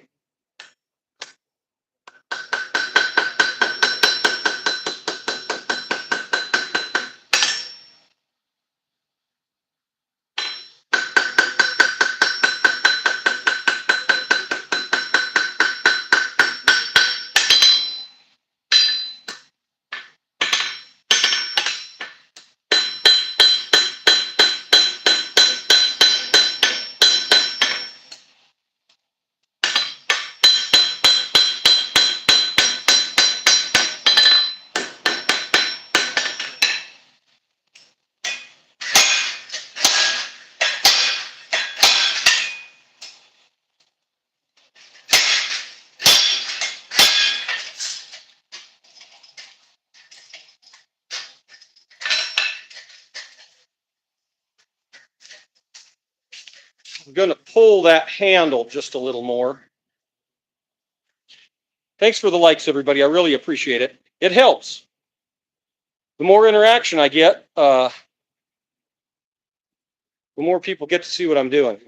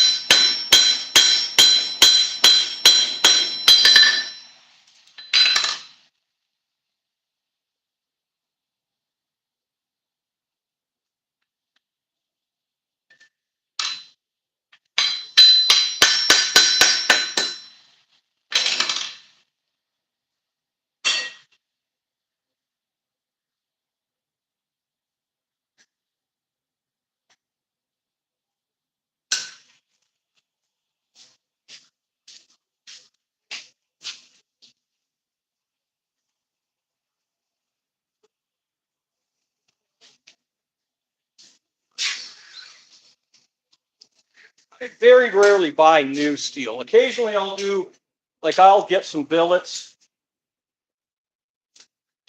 I'll get some billets and I'll do some Damascus.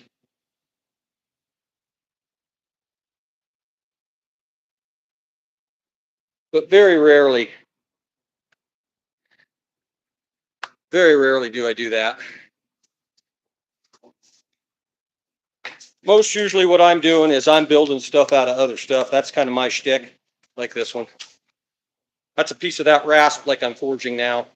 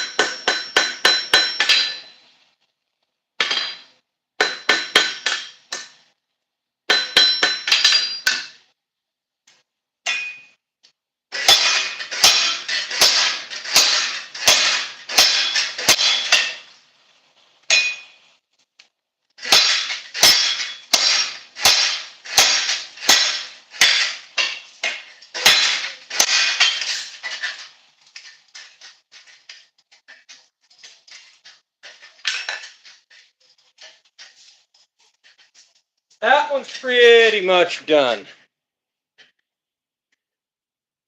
I might add a little decorative in there once it anneals out.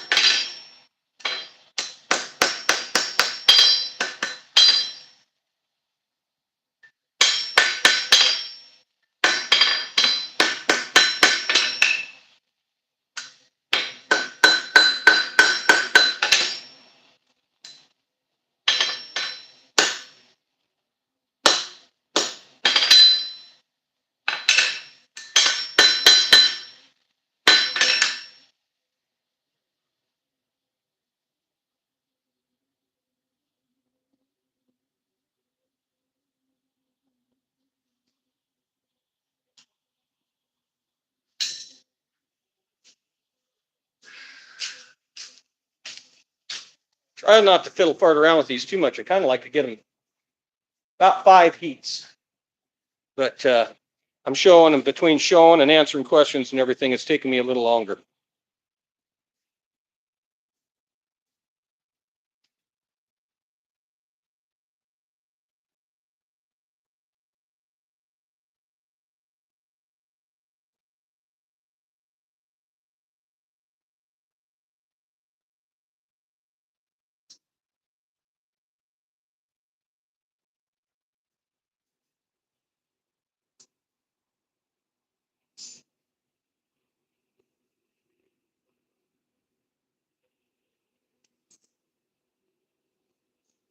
Here's the ones we did earlier.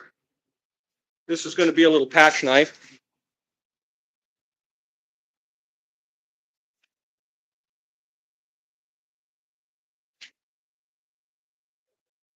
This is going to be a little box cutter.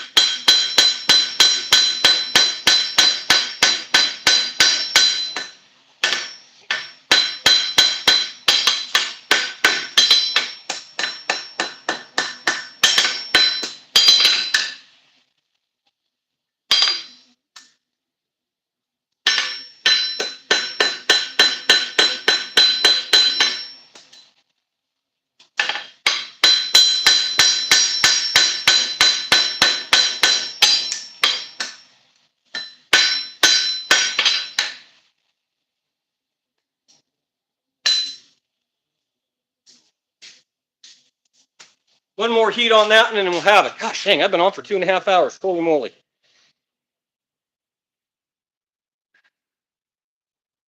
I do all different kinds.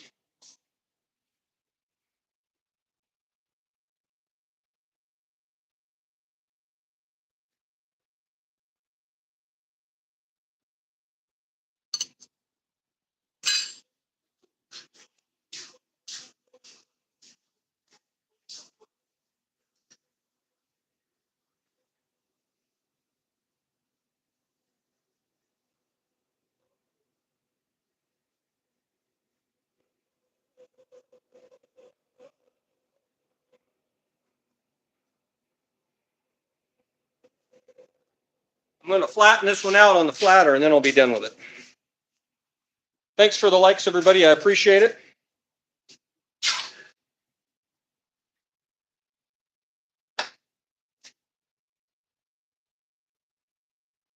Be the last of this.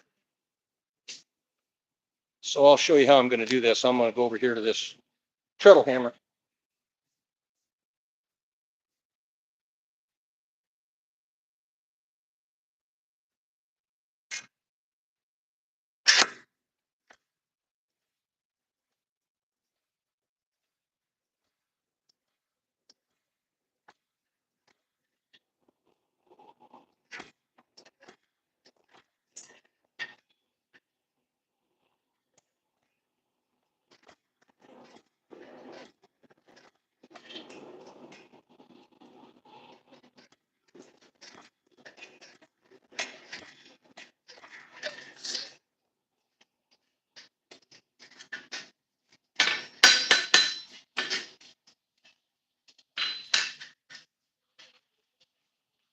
This one's going to require a little more grinding.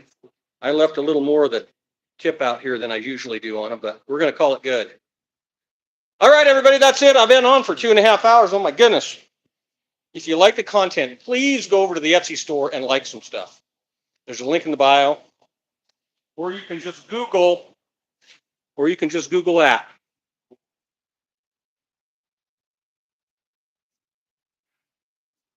Thanks, everybody. Have a great day, and we'll probably see you.